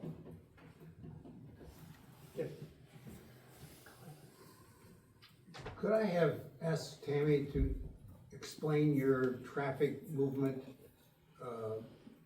you had talked about? Did you bring up your? On this site? Yes. Yes. So I'm looking at the map there, trying to understand your traffic flow. Sure, the recommendation would be to not allow this drive, so that traffic would have to be forced to come up here and around in order to get into the drive-through lane. So Okay. your 5 stacking spaces would go here, and then there would actually be additional, but basically, all of this would be additional stacking space before you would get to here, whereas the way it is now, if you had your 5, which, you know, drawing it to scale brings it to about right here, so if you actually ended up with one more. Yeah. Yeah, so that was the But Tammy, if you recommendation. did that and they went up and around like that, and is it only one lane, and then you gotta try, if the one's coming up to pick up the window to drive to park there, would they have to wait in that line till they got to the spot that, No, or is they there could- another spot, is there 2 lanes? There's 22 feet here, so there's enough room that the car could come in and park, get back up and go back out. Or if they wanted to, they could go through here, but they wouldn't have to, there's enough. I mean, a car wouldn't have to wait in that stacking line to get to a parking space, that's No. what I'm saying. Well, if it was backed up that far, but would you rather have them have to wait to get into here, or have them wait out here? No, I get it, I'm just asking whether or not they would have. They may, if it's they have backed to up wait, yeah. 10 cars. Could we indicate that top parking, the northernmost parking space is the pickup space? Because that's the least amount of backup if somebody's pulling in, and it's the closest to the walk-up window anyway. I mean, that would be up to the applicant to determine if they wanted to sign it, or, you know, require their employees to park. Down. Yeah. I just was curious on how they would do this. Right, you know, You got a question? yeah, okay, go ahead. It's just like, where do you measure the stacking, aspect of it? So most cars are 17 feet on average. Yeah, I gotta catch up. Public. Cool, rock and roll, thanks. Sorry. All right, other thoughts or considerations? You know, my thought is, I never really considered a drive-through back there. I do have the same traffic concerns everybody else has. I love the fact of cutting the south entrance off. It will create some more stacking lanes. You know, it will eliminate the possibility of running out into the road. That's great. I do have concerns about traffic, especially more traffic going to 119. I drive that road every day, 5 days a week. So I've seen some pretty scary things, and it's amazing there's only been, according to Josh, 2 accidents. Another concern I have is, despite the fact that there's arrows on the pavement, cars going almost straight through from the entrance through the car wash. There's arrows on the pavement indicating it's only an entrance off 31, but I suspect cars are gonna go straight across because it's quicker to get out from there. And remember too, if we okay this special use permit, that a drive-through will run with the land. So, you know, while I hope it's a successful endeavor, and I suspect it will, it's obviously a run operation in Charlevoix, but if something should happen, we definitely need to consider the future too, what could go in there. You know, a different drive-through if, you know, come before us. So, I mean, a low volume bank could turn into a high volume coffee shop. A low volume Burger King could turn into a high volume Culver's. You know, we have to think a little outside of the box down the line too. So again, I just never envisioned a drive-through back there with additional traffic. So just bear some of those things in mind. Tammy, did we get, I'm just looking at what was outstanding, did we get the estimated cost for stormwater? No, not yet. So we need that. We did get fire department review and we did get road commission. Those are done.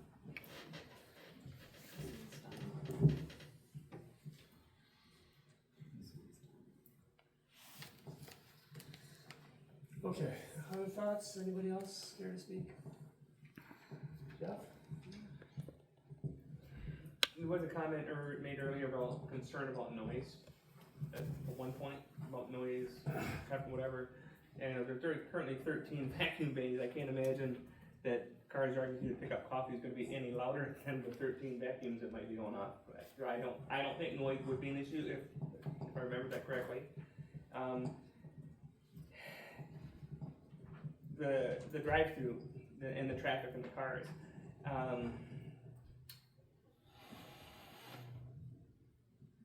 Supply and demand is what's going to tell, and convenience is going to determine the success of this or not. If it is too much of a hassle for people to get in there to buy coffee, granted it might be car wash people, it'll succeed or fail based on that convenience. If it becomes more of a hazard to get in there, I think that again, supply and demand is going to determine the success of it, in my opinion. If it does become inconvenient, then they won't get the volume they want. I don't think that's a reason to deny it or prove it on that, but understand that all the different cars, if it's more convenient to go to the one close to the road, that's what people are gonna do. Supply and demand will determine that, so. Yeah, we certainly can't approve or deny a case based on whether we think it will be And I'm not, I'm just saying that I think that to keep, yes, it's gonna go with the land, but if a business is going to be there and it fails as a drive-through because it's inconvenient to get in and out and traffic, whatever, I think that's gonna determine whether or not another drive-through business gets in there. I just consider it a counterpoint. Again, my point was, what will the other drive-through business be? It could be a much higher volume drive-through business. Right. That was my concern.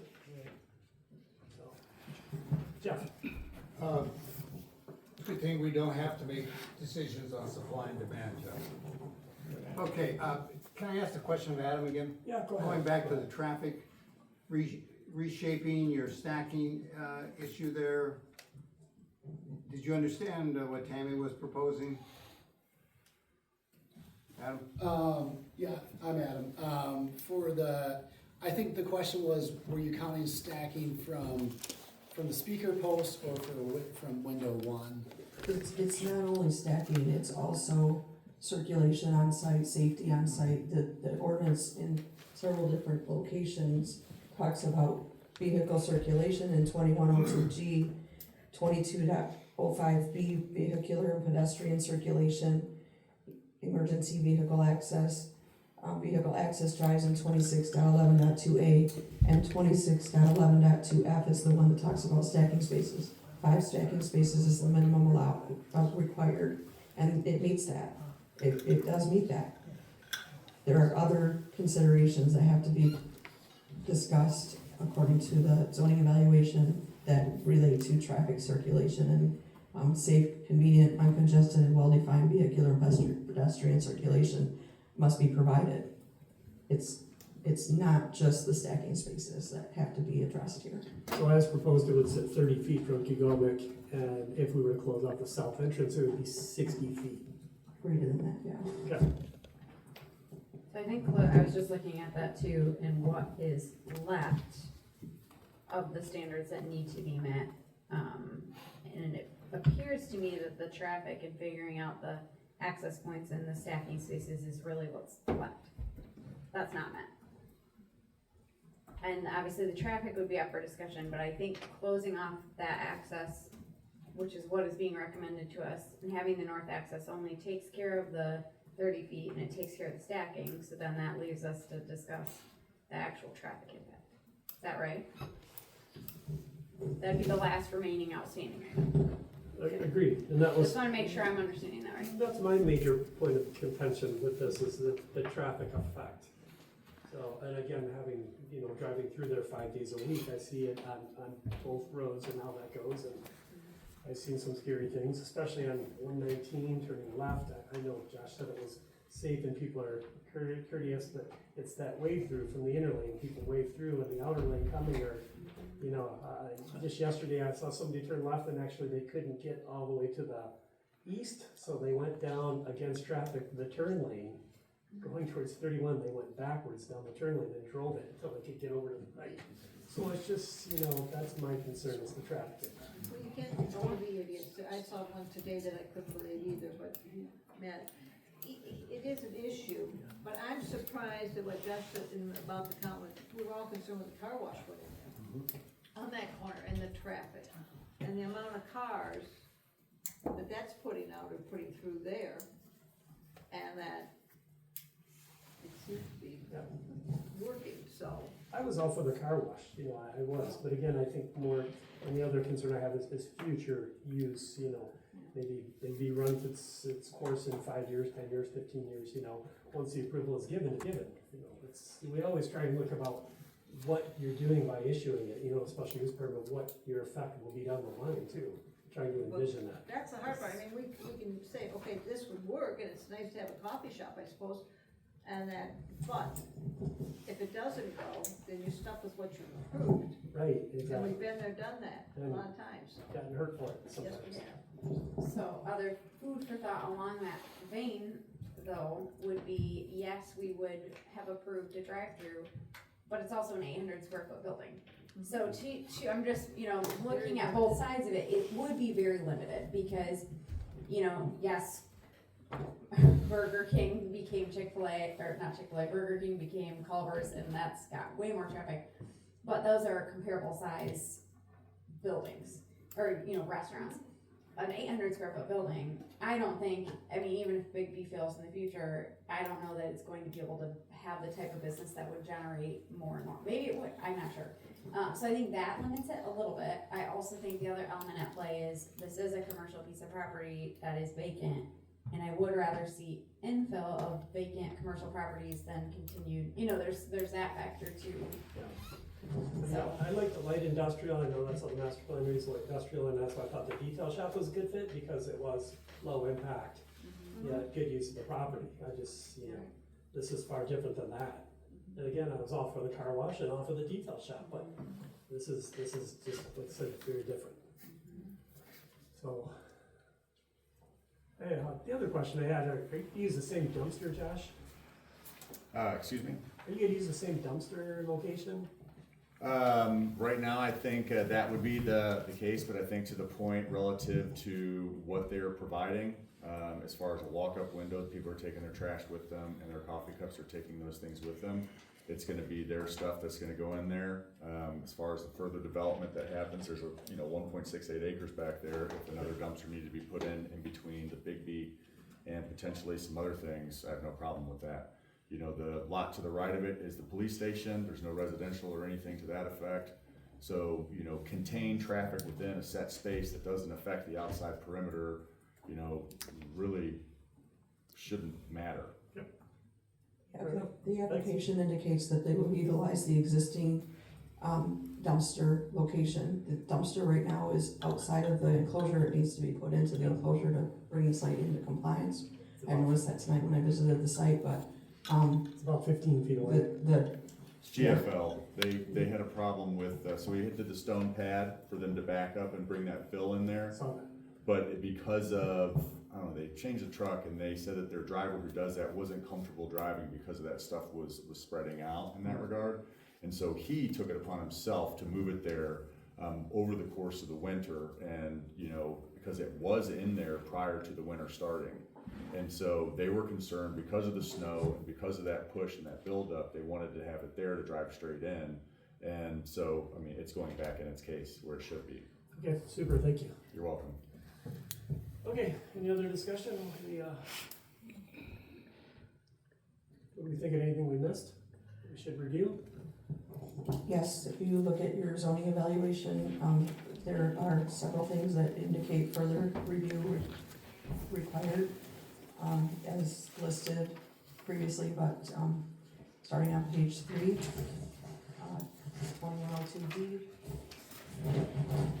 2102G, 2102H, 2005B, C, I believe is met, 2005 G with regard to the estimated cost of stormwater system.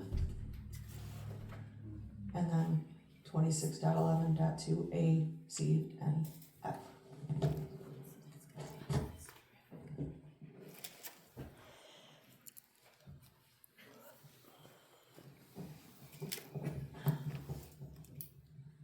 Okay, starting with 2102. Is that where you started?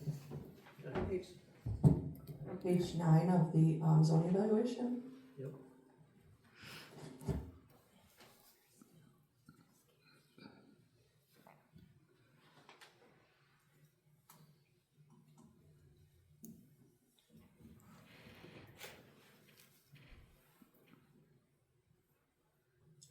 Everybody else, anybody else finding this? I've got it, do you want me to go through it? Yeah, I'm struggling where I'm at. Yeah.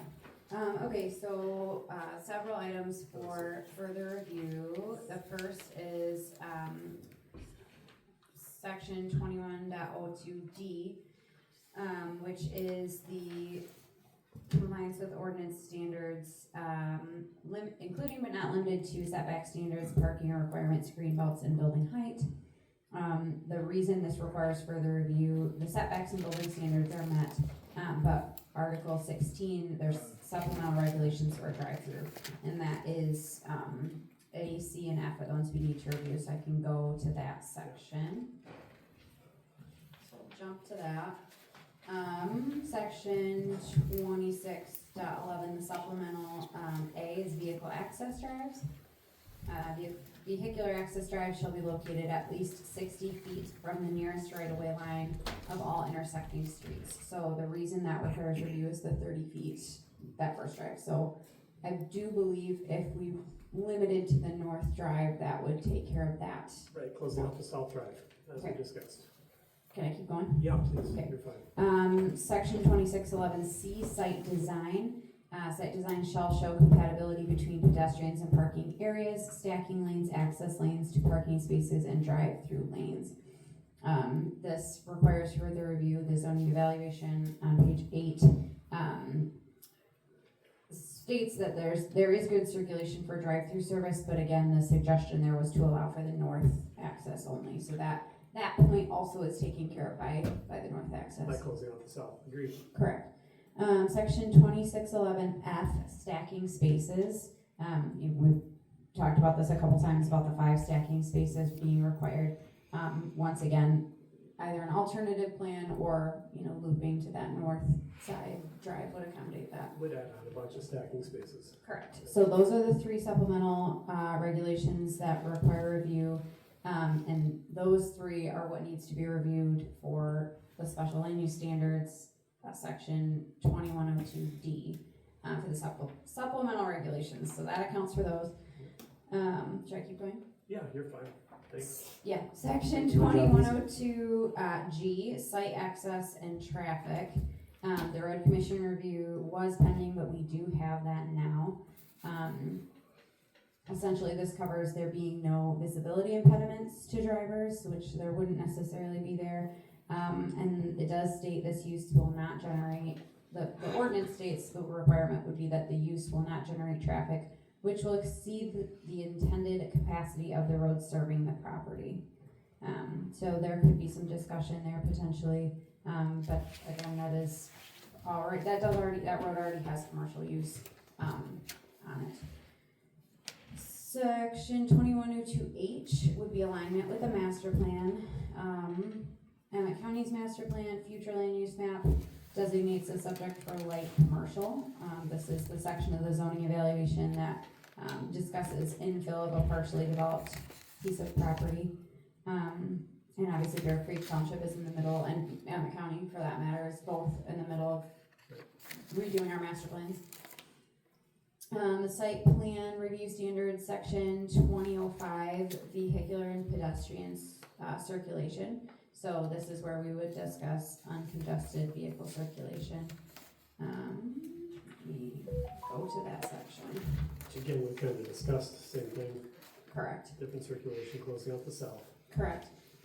C would be emergency vehicle access, which we now have. That was the fire department review. That was pending at the time, but we have that now. Yep. And then G is drainage, which I understand we also have the stormwater system guarantee now.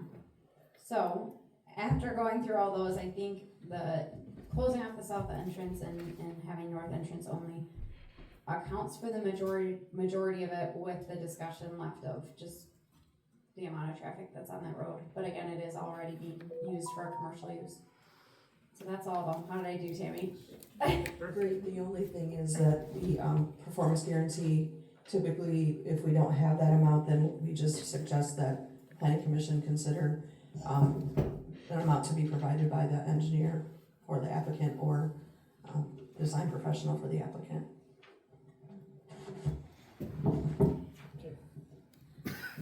Any other thoughts, discussions?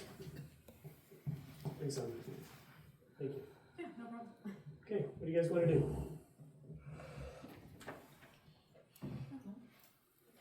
Not all at once.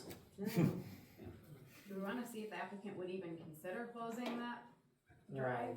Yeah, because we kind of require it, so. Can I ask a simple question? Yes. I'm a visual learner, so if that's all right. So you're basically implying, just that right there, and essentially that just all stays connected. Right, yep. And then I see everything going in a kind of a counterclockwise circulation around the building. Yeah, it doesn't restrict anything relative to this or affect them in that regard. Again, back to the whole water flow thing, we were just trying to think about flow, but if that was it, then.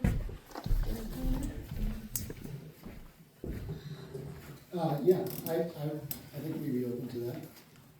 Do you think, Josh? Yeah, that's fine. Yep. And thank you, Tammy and staff, for that suggestion, because that does help clear up some of these ordinance standards. Okay, what do you guys want to do again? What do we got? This is time for a motion if somebody would like to make one. Jeff has his hand up. Jeff? What? Is Jeff Boyce in the back? I think Emma has it down so well. Okay.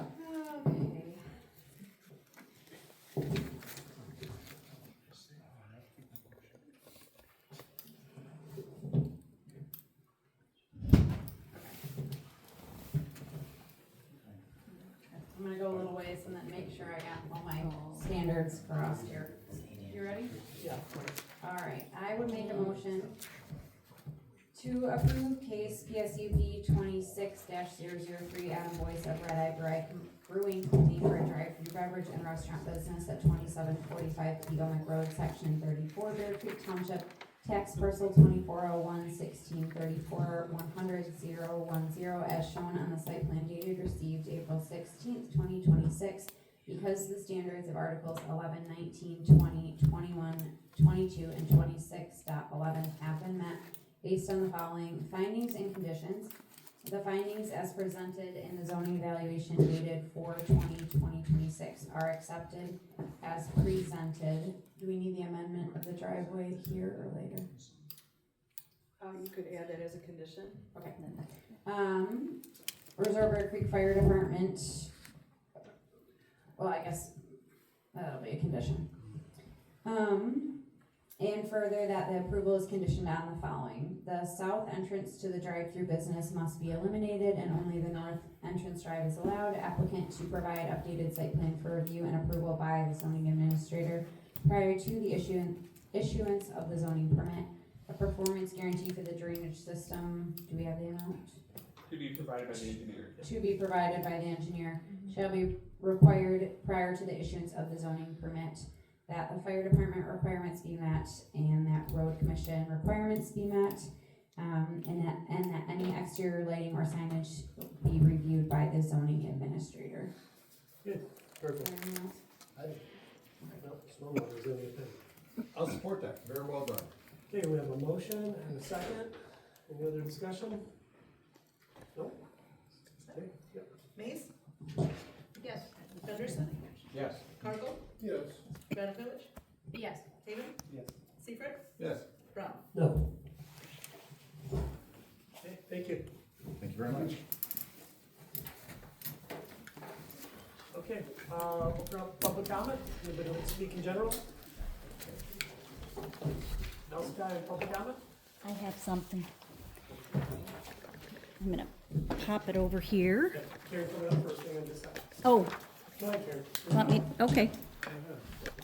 Where do I have to go? Wait, Karen's coming up first. You're after her. Okay, go ahead, I'm sorry. I didn't know if you were Karen also. No, I didn't hear what he said. Karen Dodge, Bear Creek Township resident. Here, I'm gonna go over my time just a little bit. Can you hear okay? There we go, okay. On November 19th, 2025, this planning commission recommended approval for a final PUD and site plan for the housing development on Intertown Road. I'm hoping for clarification regarding the planning commission's approval in light of new information about the project's financing. Approximately 5 months prior to the commission's approval, the township supervisor and a brownfield consultant discussed this potential development at an Emmett County Brownfield Redevelopment Authority meeting, including questions related to infrastructure costs. This is indicated in the June 25th, 2025 minutes. These discussions did not appear to have been disclosed or incorporated into the Planning Commission's review. I do not recall any mention of this financing during the public meetings which occurred for approximately a year and also took place with the Emmett County Planning Commission. In fact, throughout the process, the project was presented with the understanding that the developer would largely be responsible for associated costs. And I do remember those costs being discussed in detail. Now, months later, and after approval was granted, the developer is pursuing a housing TIF to fund infrastructure and other eligible activities. This represents a meaningful shift in how the project is financed. The TIF is for $15 million and a duration of 30 years. Given this timeline, it raises an important question as to whether the Planning Commission had a complete and accurate record when it evaluated the project. Information regarding potential reliance on public financing would appear to be material to the Commission's findings. If a project depends on capturing millions in future tax revenue over decades, that is not just financing, that's a long-term public impact tied to a project this Commission approved. For the sake of transparency and public trust, I would ask, was the Commission provided all material information about the project's financial structure at the time of approval? I understand that a TIF application may not have been formally submitted at the time of approval. However, when a specific project is already being discussed in connection with infrastructure costs and potential public financing, that information becomes relevant to the Planning Commission's evaluation. Even if preliminary, it helps the Commission understand whether the project is truly developer funded as it was presented, or whether public support would be pursued. So, I respectfully ask the commission to consider whether prior discussions regarding infrastructure funding should have been disclosed during the approval process, whether the current TIF request constitutes a material change to the project as approved, and whether, almost done, and whether any further review or clarification of the approval is warranted. In addition, the Planning Commission should think beyond this project. Will other developers expect similar support? Does this set a new standard for approvals? Does it shift expectations about who pays for infrastructure? And ensuring that decisions are based on a complete and transparent record, it is essential to maintaining public trust in the process. Thank you. Thanks, Karen. Yep.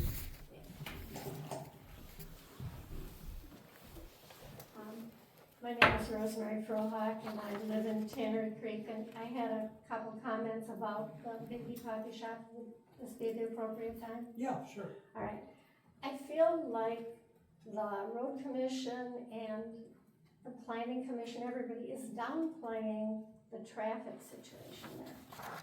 I have lived there 30 years, and it's gotten worse. It's been great, but in spite of what he said about how well the auto shop is working, I mean the car wash, and it has created a lot more traffic. I'm the one who runs errands. There are times I cannot get out of Kegomic onto 31 without waiting for 2 traffic lights to change at M119. Because you have, especially on a bad weather day, because then everybody's on the road. So you have all the people going south, and then as soon as that light changes, you have all the people turning from 119. And so I have sat there, the very first car, through 2-3 traffic light changes before I can even get out. And the car wash is now, it just boggles my mind that the road commission feels that all this extra traffic from 2 potential coffee shops is not going to impact traffic. You mentioned the light. Is there a way to get a traffic light there? They did a study, I believe, before the car wash went in, that whole area to see that where there was talk in the neighborhood anyhow about a roundabout, whatever. Nothing changed, nothing happened. So I don't know, how do we, I just have the fear of having to add a half hour onto my time when I'm going anywhere to be able to even get out on the road. Because then anyone who lives here knows what happens. You go a short distance and you're in the Bayview crawl all summer long. And this is just, I think that your technical difficulties can work out. I think it will maybe be a good thing in the community. I don't know. You're gonna have 5 places you can get coffee within a very short distance, but I understand that's not your concern. But what do we do to try and help? How do we get attention from the road commission or whatever? Where do we go to find out if we can get a light put in or something? Well, basically, we try not to go back and forth with public comment, but those questions would be better suited for township officials. So not the planning commission. That's a little out of our scope to deal with the road commission, deal with traffic studies, traffic lights. That would be better aimed at the township commissioners or trustees. Okay, thank you. Okay. Shouldn't some of those things have been looked at before all of this is approved? Well, I mean, road commission, yes, and that was done, but they have a little different scope of work than you're describing. There's this basically determined site visibility, that type of thing, not if capacity, if it can handle the capacity. That's not quite their scope of work. But again, you might want to discuss that with the road commission for more specifics. That's out of our scope again. We just get the recommendation, and that's really where it stops with us. Okay, thank you. Thank you. Okay, anybody else like to speak? Public comment? Yeah, please do. So we're in the midst of our master plan, and part of our master plan, Bear Creek Township and Emmett County, is transportation. We talk about that. We need to continue those discussions at this planning commission level. not only during the master plan discussion, but also going into the future, because it is part of what a planning commission should do. The planning commission should be reviewing accesses and corridors, and corridor studies could be done. There are a lot of things that the planning commission can do and make recommendations to the township board. Yes, the township board is the one that would recommend to MDOT or to the road commission, but certainly this planning commission would play a role in that as well. So I just want to make that comment. Thank you. Okay, anybody else? Okay, we'll close public comment. And let's see, next on the list is, site plans reviewed administratively, there weren't any, were there? We got none. Yeah. Okay, any other business to be brought before the board? Do you want to mention the special meeting? Oh yeah, special joint meeting, planning commission and board, we've got that coming up for the last chapter of the master plan. May 13th at 6 p.m. at the new hall, Our next regular meeting is, May 27th, should there be any cases. Okay, anybody else? Okay, call it, adjourned at 8:38. Thank you, everybody.